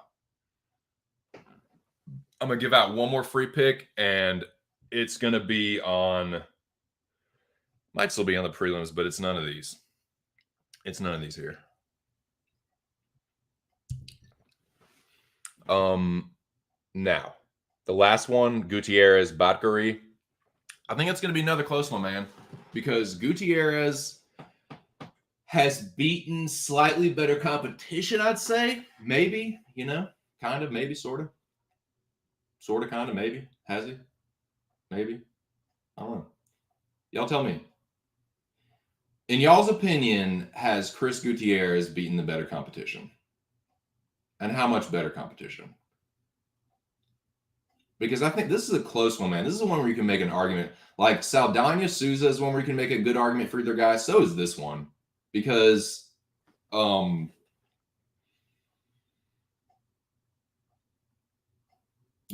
jumping around, man. Sorry, got ahead of myself. Nicolau Dojack. We'll talk about Gutierrez Bakary in a second. But Nicolau Dojack, Dvorak, Batgarel, Dana Batgarel, Luis Saldana. But yeah, Saldana, David Dojack and Mateusz Nicolau Pereira.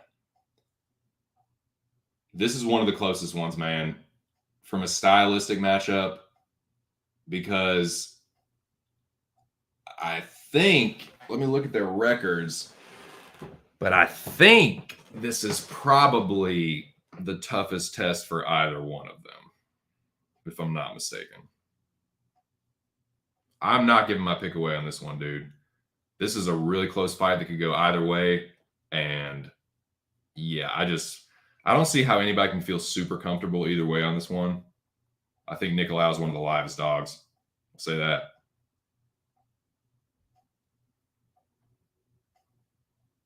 Let me just check this real quick. So yes, two dividers, or what I think at least will be dividers right off the bat. Saldana Souza, Nicolau Dojack, just boom. So we'll go Mateusz Nicolau first. Well, no, wait, we'll go Dojack. Yeah, Nicolau is basically Dojack crushed a bunch of cans in the Czech Republic and then got to the UFC. Now he's won every fight so far, but it hasn't been against the highest competition, like Jordan Espinosa, womp womp, Bruno Souza, womp womp, Juan Camilo Randeros. Who? What did you just say? What did you just call me? You see that? You see that name, JR?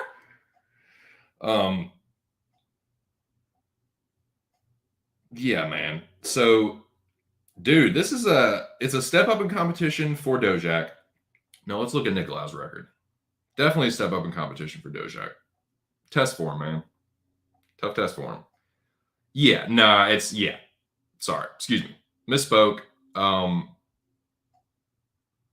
Nicolau has fought and beaten the better competition. For sure. For sure. I'll go ahead and just say that right now. Definitely. This is his second stint in the UFC. He had one loss to Dustin Ortiz by head kick. But yeah, I mean, Smolka, you know. Moraga's not bad. Manel Kopp, man, I don't know about that one, dude. That one was kind of close. That was a little, I'm not going to say it was like a highway robbery, but I remember thinking that Kopp won that. And when I watched it back, I'm still kind of just like, I don't know. It was close, man. It was close. I'm not going to say highway robbery, but you can make a case that Kopp won it, is how I feel. And then he beat Tim Elliott by decision. So he's fought and beat the better competition for sure. Hands down. No question about that. But it's Kopp, I think, is somebody like, Kopp is legit, man. To me, Kopp's legit. And beating him, even if you think he didn't, like, he had a close fight with him. So this is going to be a close fight too. I think this is going to be another close fight. It's a tough test for both of them. It's really like, it's not name-wise the toughest test for Nicolau, but I think that Dojack is at least on Manel Kopp's level of skill. He might have done some can crush. Manel Kopp has fought some good fighters before. So it's really more of a step up for Dojack. But, you know, he's a really skilled fighter, man. And these guys are both pretty legit prospects. And it's a close matchup, man. It's pretty good matchmaking. Got to give Shelby and Maynard credit on that. And I think it's an appropriate time. It's not like, sometimes you don't want two prospects to fight each other, but it's not like these guys are at their first fight each. They've each had, I mean, this is fucking Nicolau's second run, but even Dojack, it's like he's had 3 fights. Okay, now let's see what's up. So I think it's a good, appropriate step up. Even if they are two prospects and you don't always want to do that, it's not like either one of them is like in the top 15. So I don't know. I don't think it really matters that much if one of them loses. You know, it's not like Dojack could end up being like a contender, maybe Nicolau too. I don't know. My point is, I don't think it's really the worst thing in the world to have them fight each other right now. So that's that. Now Gutierrez Bakari. This is another close one, man, because Gutierrez, and this is what I was saying before, has Gutierrez beaten the tougher competition? Yeah, probably name-wise, but I watched some Chris Gutierrez. I remember watching enough Chris Gutierrez fights. Like, I vividly remember the Pantoja fight. I mean, sorry, what am I looking at? Not fucking Pantoja. I vividly remember the Andre Ewell fight. I vividly remember the Vince Morales fight. Let me pull up his record real quick.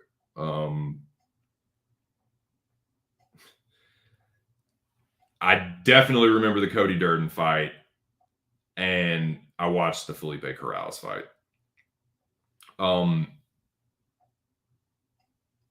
Gutierrez, I think, has fought this slightly higher level of competition.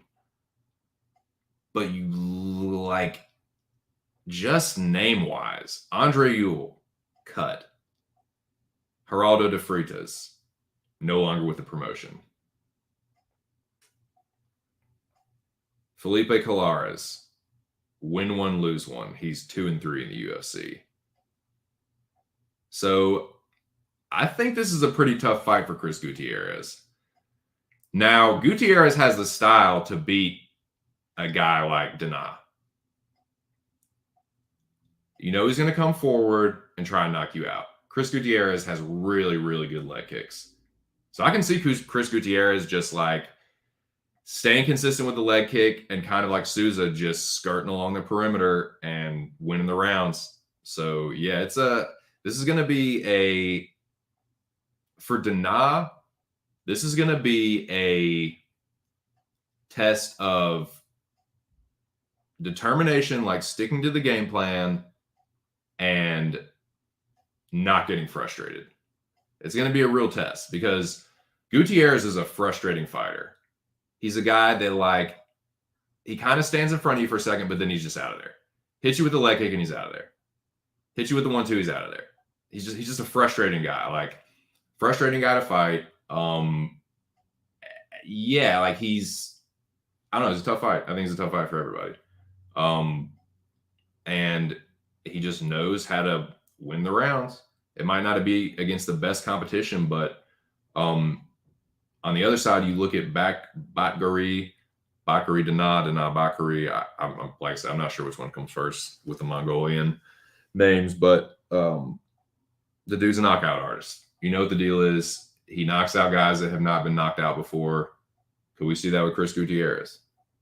Brandon Davis, never been knocked out before. Who's the other guy?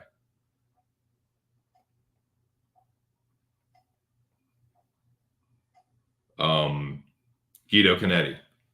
Just saw him looking pretty good.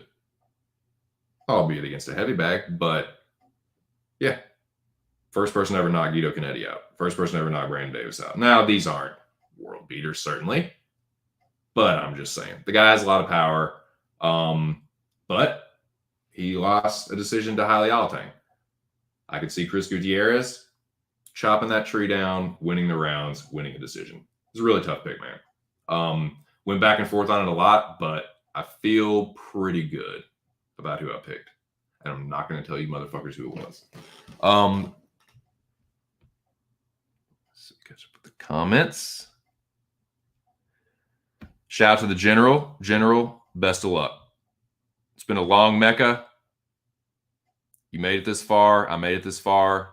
Showdown at the OK Corral. May the best man win. Best of luck to you. That's a Mecca veteran right there, boys. Mecca veteran and a former Mecca champion. Alex Ramirez is your season 2 Mecca champion. His name is etched in the history book forever. Forever. My grandpa, Squigman Palidorus.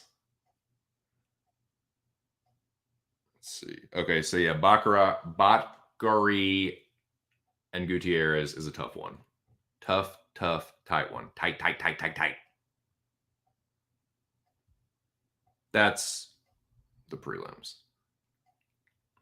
As far as the main card, these are the fights that I think will divide and potentially conquer the Mecca if you're on the right side of them.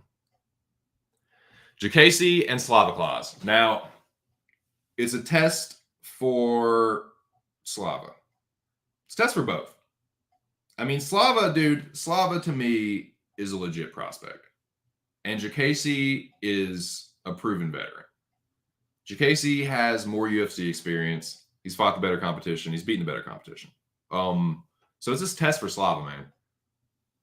There's been a lot of those fights recently where it's like the prospect that everyone is pretty sure is the real deal, but they've just been crushing those cans. But this is, Jacasey has been in there with some good fighters. He's beaten some pretty decent fighters. So it's a test for Slava, man. There's been some question marks around Borshchev. The gas tank. Some people have questioned his durability. So, yeah, Jacasey is a guy that can potentially test that. He's not, he doesn't have the most power, but he can hurt you. He can definitely hurt you. So, yeah, we'll see if Slavaclaus can pass this test, because it is a test.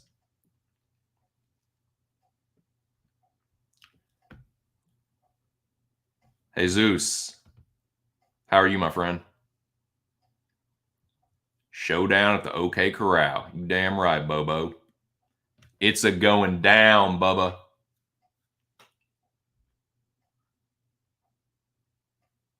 Mecca finale? Showdown? I'm your Huckleberry. That's just my game. It is going down. Shout out to Mr. Arkansas. Shout out to everyone still left. You made it. We made it. Knives are out. Guns are drawn. May the best man win. Showdown at the OK Corral. Excuse me. Mexican standoff. What have you.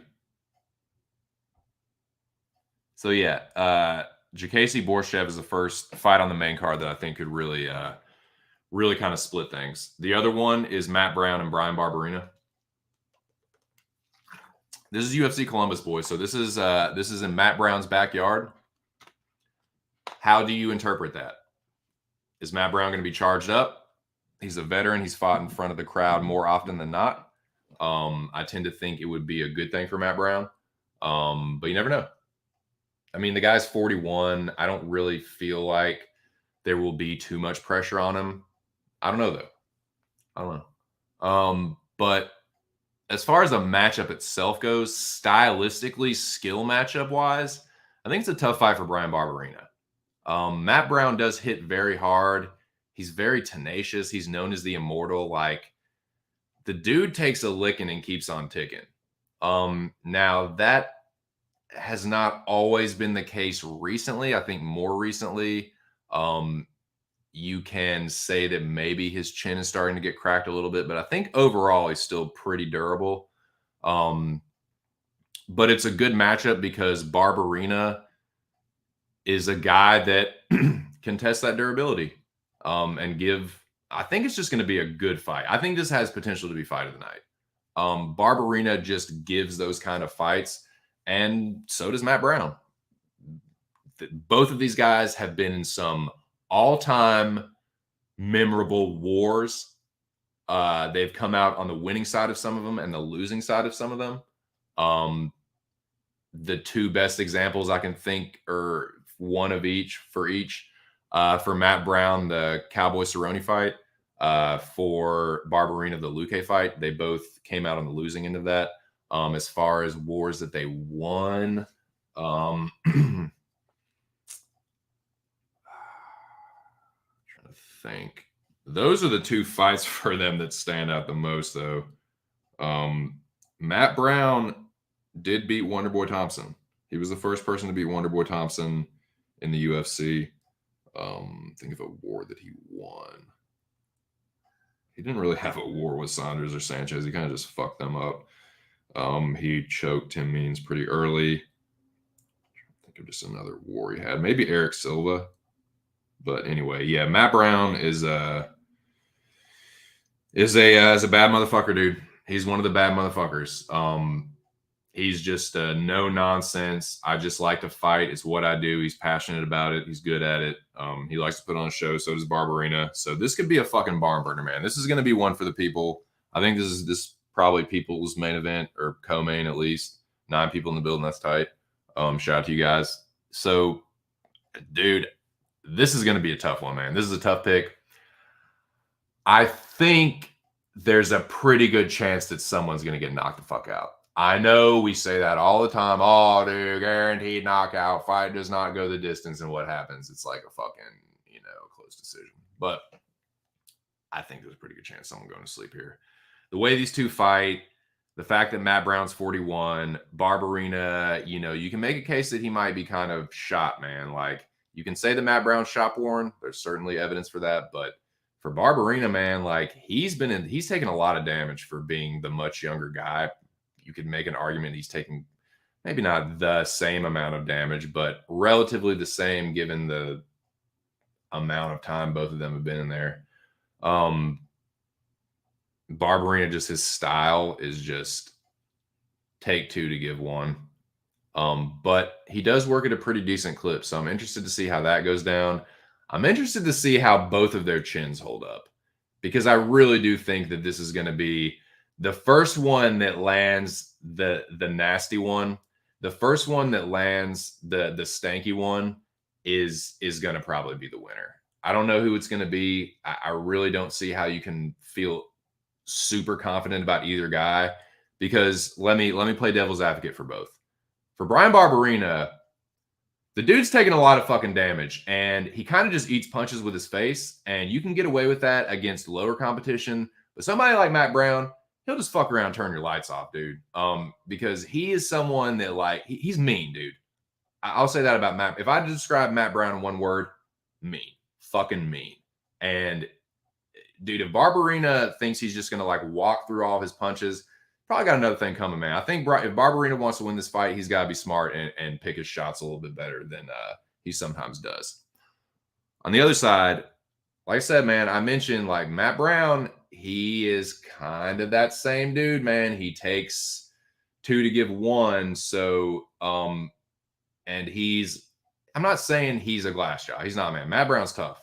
But Bryan Barbarina, like, he's not exactly pillow-fisted. He does have a little pop in his punches, and he's probably going to be putting out more of them. So I really do think this is going to come down to who lands the clean one first. I could see Matt Brown one-punching Bryan Barbarina. I really could. I think he could one-punch him, and, like, the crowd could just roar, like, they could just blow the roof off Columbus. I could also see it going down the other way. Bryan Barbarina stopping Matt Brown, and, you can hear mouse pissing on cotton. So I think I don't want to, like, I don't always like to be this is a binary fight. It can only go one of two ways, or whatever. Like, I just think that it's going to go. I think someone's probably going to get knocked out here. But yeah.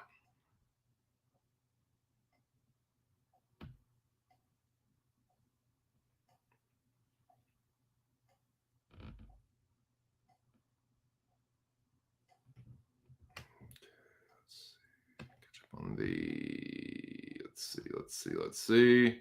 Okay, I have catch up. Bananas and grapes. Morning. How are you? What are you doing? How you feeling? You ready for this shit? Bananas and grapes?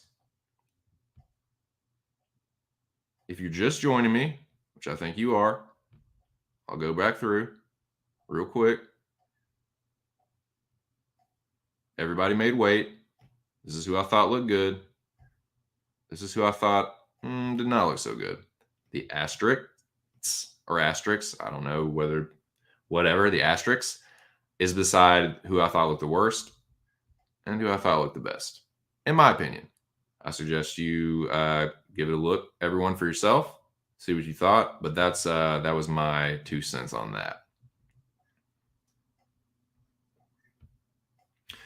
So back to the Mecca, which is, if you don't know what I'm talking about, it is the most challenging competition mentally and psychologically. It's not a physical competition, but mentally and psychologically, it's the most challenging competition in history, in existence. It's a UFC prediction challenge / social game, like Survivor kind of social game, Big Brother, whatever. But there's a big old pot on it this season. Over $500 on the line. Winner take all. And your boy is one of the final 5. So shout out to Mr. Arkansas, who is the creator of the Mecca. If you want to know what I'm talking about, subscribe to Mr. Arkansas. Hit the notifications. Jump in the streams. Be warned. You're fucking with a rabid dog. Ark is a live wire. So just read the room and buckle the fuck up. Because the Mecca is wild, dude. This is the craziest. I've told Ark this many times throughout the season. It's the craziest one. It's the best one. He's a fucking evil genius for the shit. He put me through the ringer when I was Highlander this past week, dude. That shit, I'm still recovering from that, man. So many curveballs. It's just been such a crazy season, dude. But yeah. Where are we at? That's the final 5. I'll leave that scrolling. So, back to the dividers. So, yeah, man, I think somebody getting knocked the fuck out in that Barbarina Brown fight.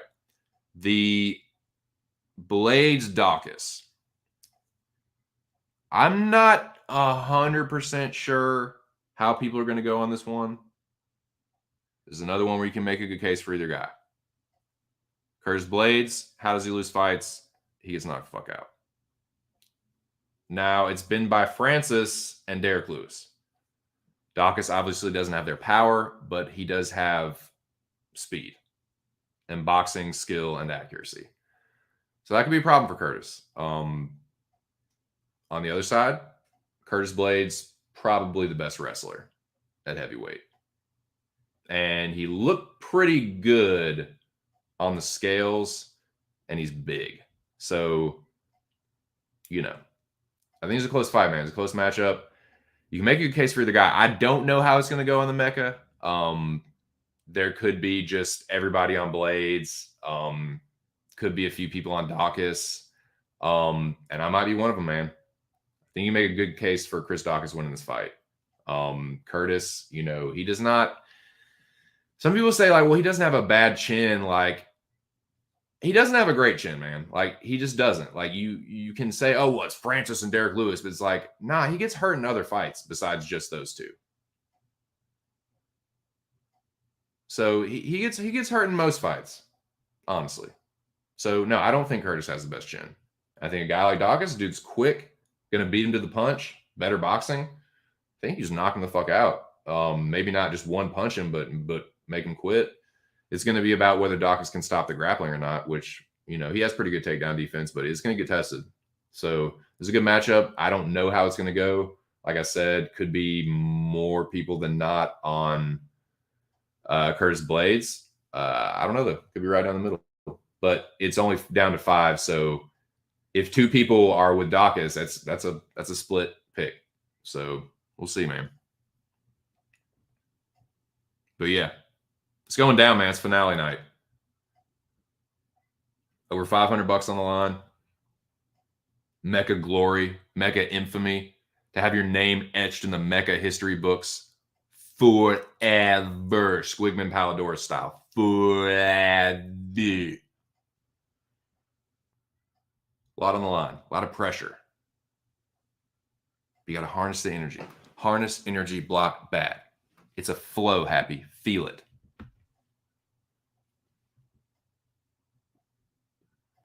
All right, mug. I'll mug you off, you mug. You chav you.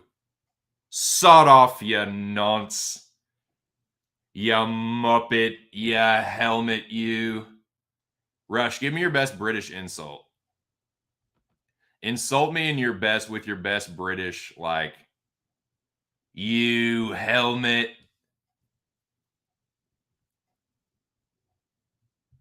I don't see anyone picking Doc. Rush, give me your picks. Rush, tell everyone your picks in the chat.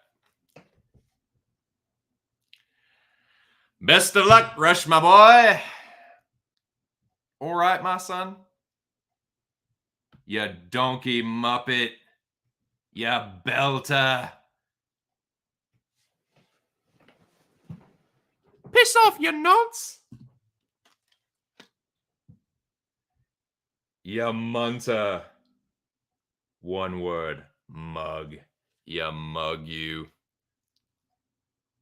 A miserable git. Real diva. Sawed off, Rush, you fucking helmet. Nah, I'm just playing, man, you motherfuckers. Rush, you fucker. Nice, Munter. Best of luck, boys. Best of luck to you. You're gonna need it. Here we're hey, man. Tell me this. Tell me this. I don't expect anybody coming here. You know, I know how y'all feel about me. And trust me, the feeling's mutual. I mean, we're just having a little bit of fun here, but nah, man. Tell me, dude, tell me this isn't like the best showdown. Tell me this isn't like the best finale. Like, you couldn't script this shit any better, dude. Showdown at the OK Corral. The good, the bad, and the ugly. I'm, of course, not the ugly. I'm just too pretty to die, boys. I'm just too pretty to not win. I'm just kidding. But nah, man. Best of luck. Rush, touch. It's the final 5, man. You are part of the final 5. I can't not mention you. You know what I'm saying? Where are we at? Let me get this banner up here. God damn it. Damn.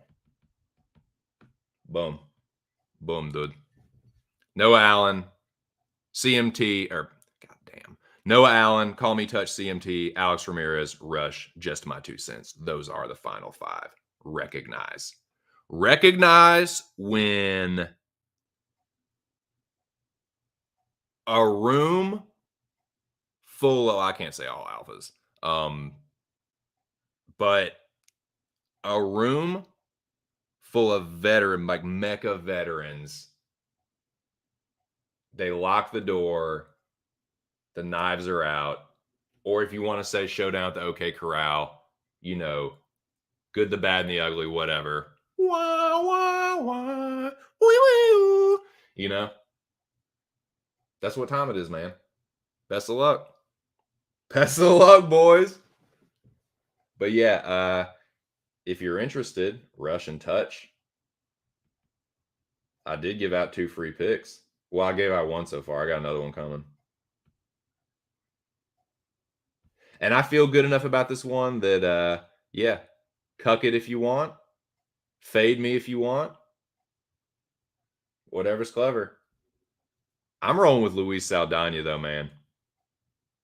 That's just me. And, yeah, there's 6 people in the building. I think I will give out my next free pick. As a matter of fact, while we're on the subject,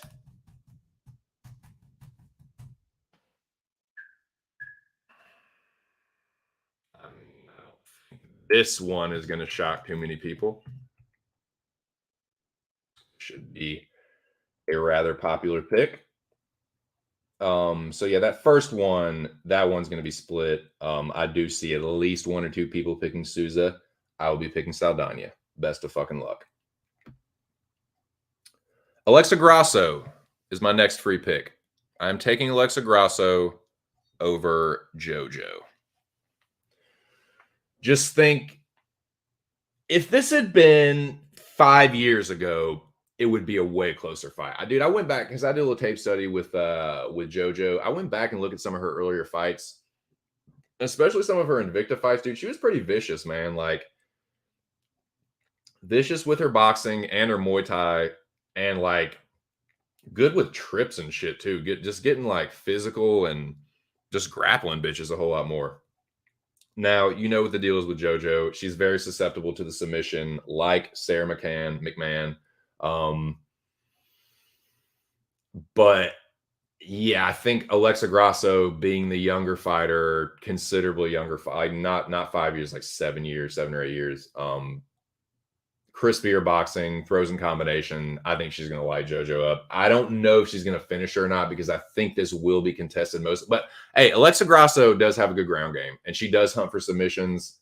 I wouldn't be totally shocked if she submitted Jojo. I do see this fight playing out more on the feet, though. That's just me. We'll see, though, man. We'll see what happens.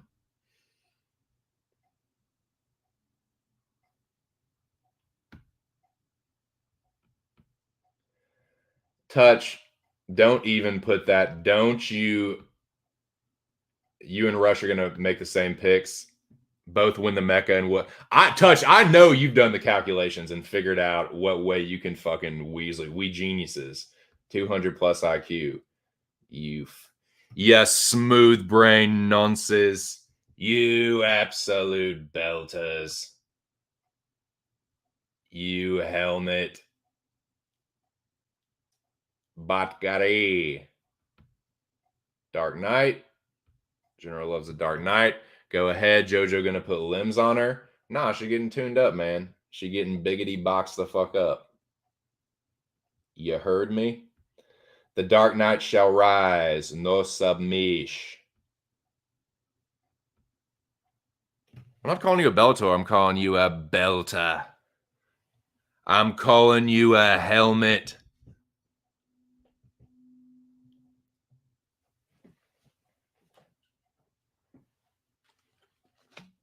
Real divas. All right. Oh, well, oh, dude, this was the one. This was the one I like too. You fucking melt. You absolute melt. Fucking calling somebody a melt, dude. That's such a British insult. Helmets and melts. You. Helmets and melts, you. Mananfilla is copying. I mean, Rush, did you see how Jennifer Maya looked? Did you actually see how Jennifer Maya looked? I mean, come on. I'm not one that makes picks solely on the weigh-ins, but I mean, come on. I didn't even think Fella looked that great either, but Jennifer Maya was looking the worst. The worst of the worst, boys. And I was kind of on the Firo side anyway. I'll probably end up going for, I don't really see how you can pick Jennifer Maya. Firo is going to be way more aggressive. And dude, if Chook is fucking getting aggressive and like sitting down on her punches and tagging you the fuck up, like I figured Caitlyn was going to win by like out fighting her and just like air Chun-Li. Like, yeah. Like just doing that shit, like looking like she was winning. But nah, dude, she fucking like got in the phone booth with her and just started punching her in the face. So yeah, I gotta pick a Mananfel for this, for that. You melted helmet. So you're copying, then you mean you're copying me. You see, Rush, you said you didn't make your picks then. I already made mine. Home Serio. I could see JoJo winning by robbery. That's fucking interesting, man. That's fucking interesting. 6 mechas later.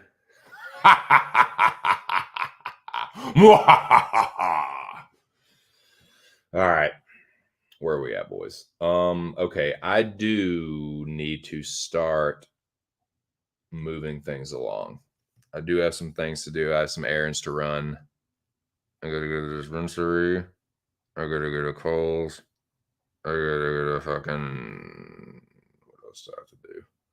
There's something else I had to do before my wife friend get here.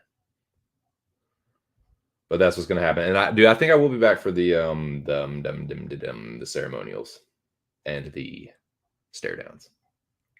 So that'll be fun, man. If y'all can get to a computer and then just have your phone or whatever, let's watch the fucking stare downs together. And you know, I'll tell you what I think, and you can just tell me if you think I'm full of shit or not.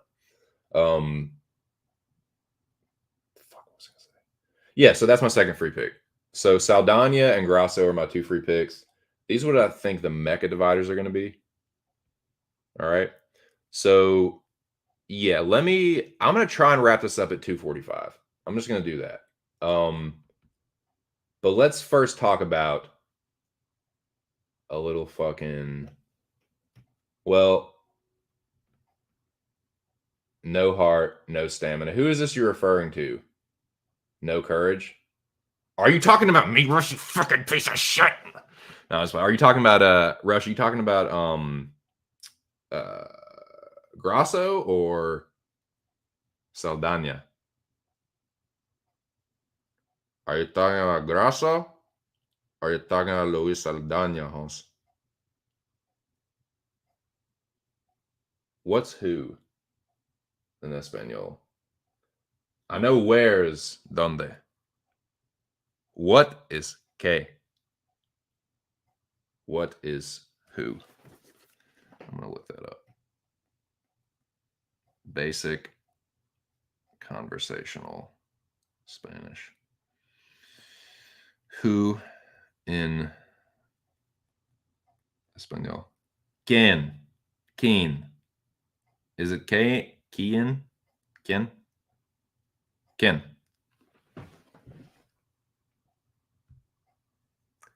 You know what, Rush?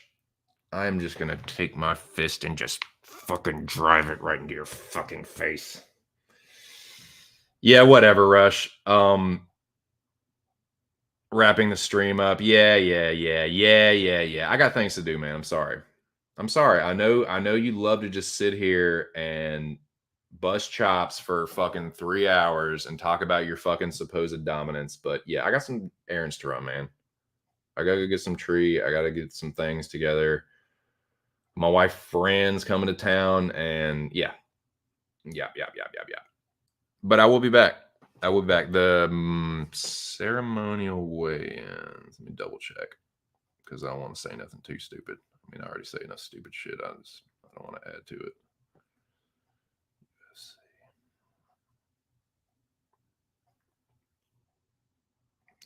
see. UFC weigh-ins. But shout out to you guys, man. I had a pretty good stream. Had 10 people in here at one point. What do you think about that, Rush? Double digits, Buster. Nah, man, it's not bad for a little fucking. Hey, dude, let your boy. You type in weigh-ins, man. Your boy's second on the feed, huh? Huh? All right, 4 o'clock. So I'll be back at 4. Sorry, Rush. I wish I could do you better than that, but you know, you're just gonna have to settle for 4 o'clock, bud. I don't know what to tell you.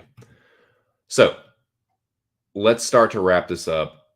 Let's wrap this up. Go back through. Quick recap. Get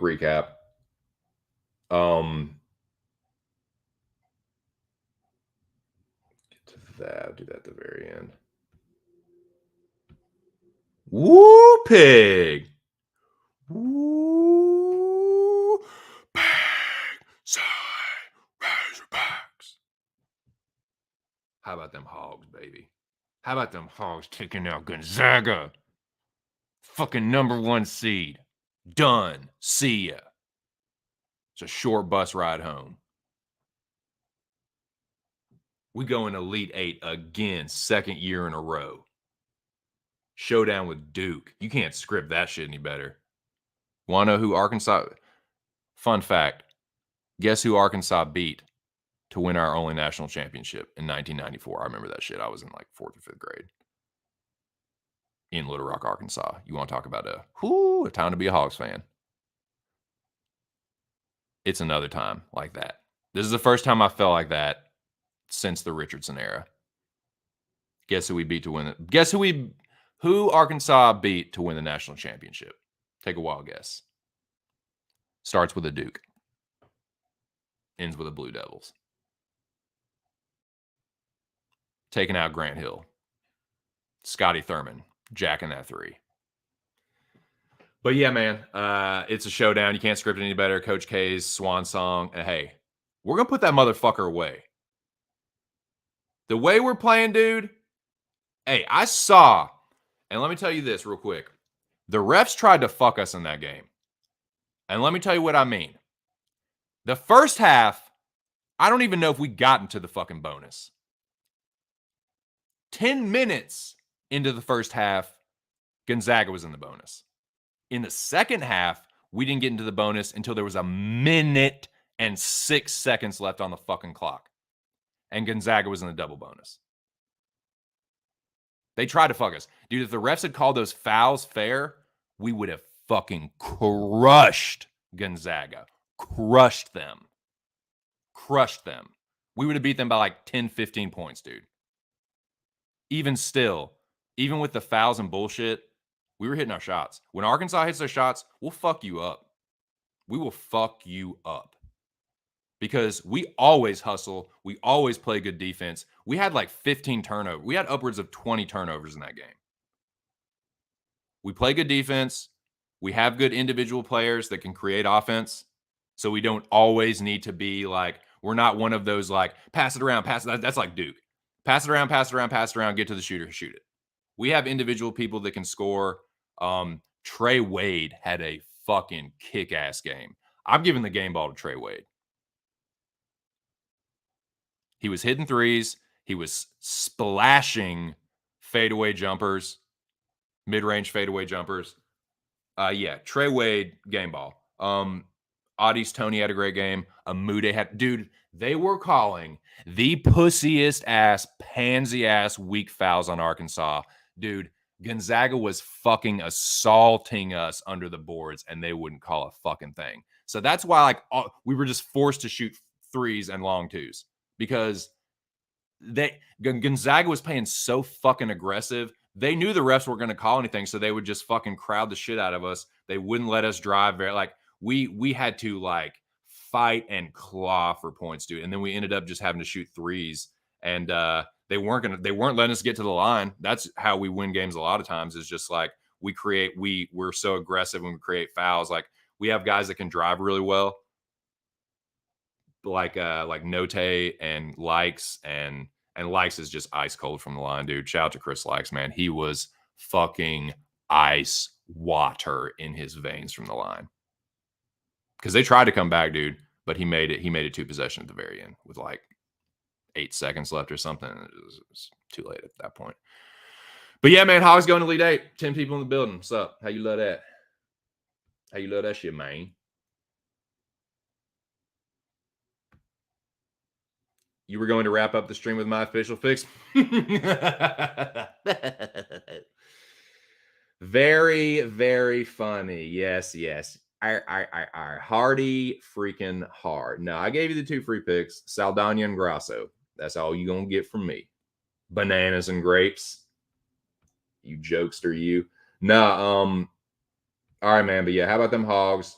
Shout out to the state of Arkansas. Shout out to the Arkansas Razorbacks. Shout out to Mr. Arkansas, the king of stream, whose marathon will never, and I repeat, Squigman Paladoris, ever won't be beaten in forever.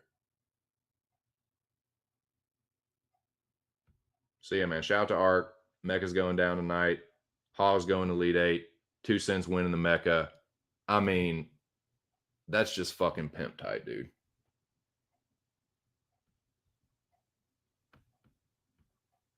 So go back through. Boom, boom, boom. Noah, Touch, Alex, Rush. Best of luck. Best of luck. It's finale night. Showdown at the OK Corral. Knives out. This was UFC Columbus. The weigh-ins. Nobody missed weight. Fuck yeah. This is who I thought looked the best. This is who I thought looked the worst. The asterisks are the absolute worst, in my opinion. Some people had some rough cuts, man. Free picks. Edit this one last time.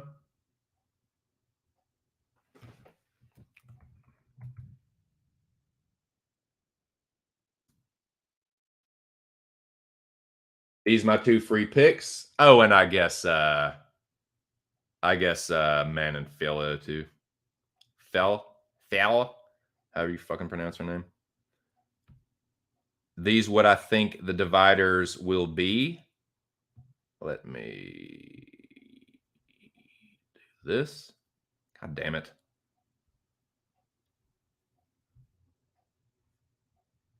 No, not fucking Brian Dennehy. Yeah, man. That's what it is. That's all I got for right now.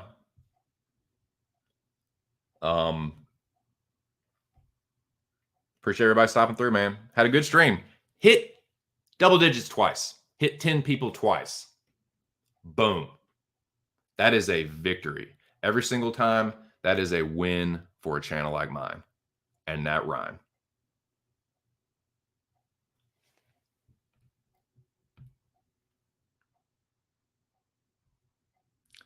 General taking notes, taking about 4 or 5 notes.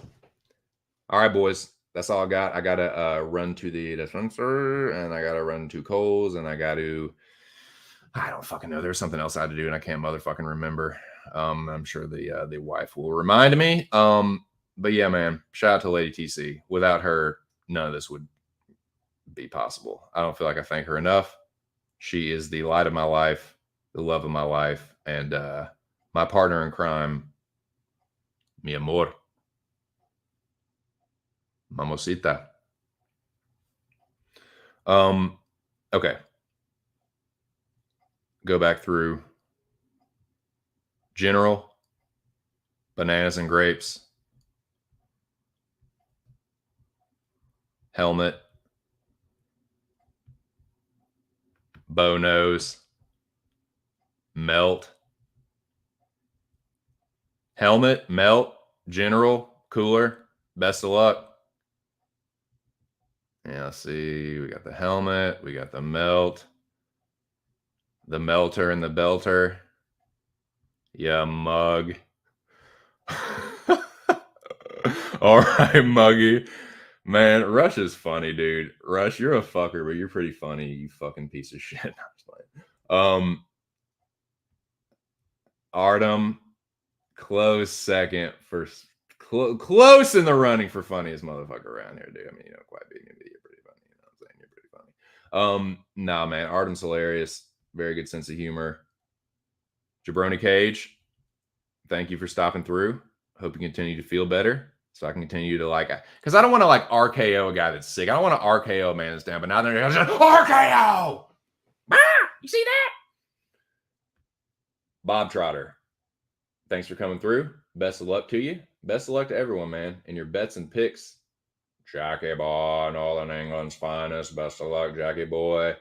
Best of luck to the honeybee. Best of luck to my first donation. Much appreciated to the legend Scooby 2. Insight, Jersey, best of luck, man. Artem, shout out to Ear, the Labyrinth Ear. Shout out to Bottomer. And the whole Maryland, man. Shout out to the whole Texas, the whole New Jersey. Big Moyes, of course. Moyes came in there on both accounts, I think. Just going back through, make sure I don't miss anybody. And I would be remiss, last but certainly not least, the motherfucking Lobby Queen. Dude never misses these streams, man. Definitely one of the usual suspects. You damn right. Woo, pig. I hope y'all hammered that money line on Arkansas. Hope y'all made some money on Arkansas. But yeah, man, I think without further ado, I think I'm going to play us out, boys. I think I'm going to play the outro and take care of some errands. I will be back, though. I will be back at 4. Try to get in here a little early. The wife's homegirl might be here at this point, but I think I'm still just gonna be able to come back in here in the studio and fucking smoke nugget and just fucking I'll have something. I'll have a new tasty little flavor there. All right, Muggy. All right, Rush. You fucking melt you. All right, Touch you helmet. I think I'm gonna get the fuck up out of here. So yeah, let's play that outro. Shout out to everyone that came through, man. We had 10 people in here at one point twice. This is just my 2 cents. That was the banners. Banners. You fucking dolt. That was the UFC Columbus weigh-ins. I will play this song here if I can. If I'm able to. Being a little addled right now.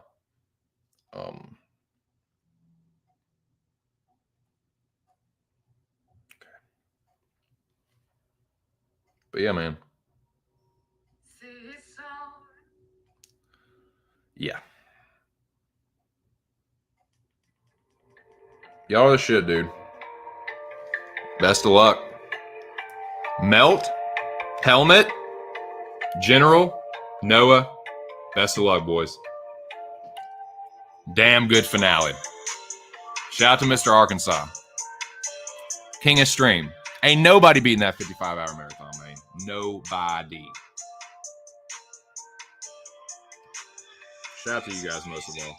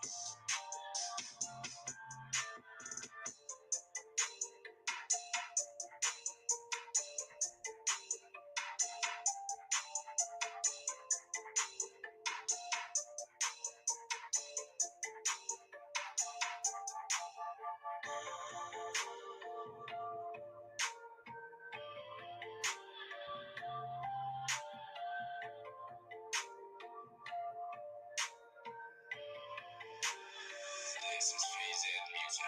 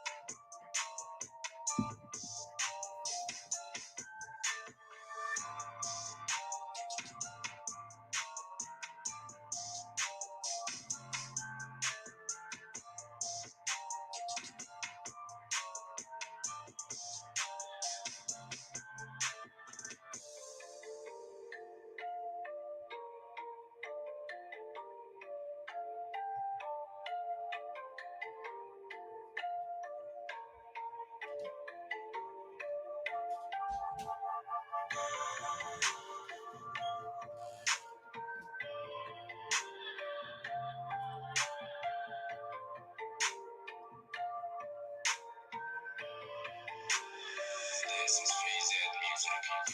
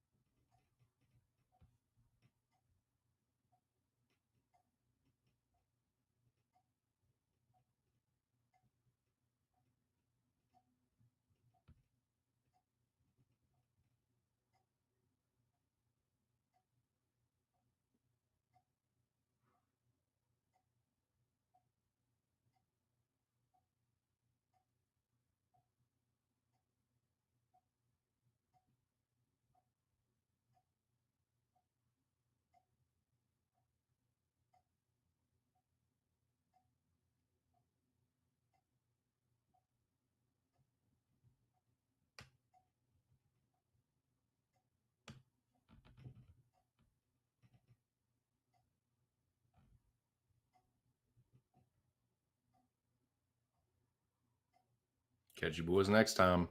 Peace.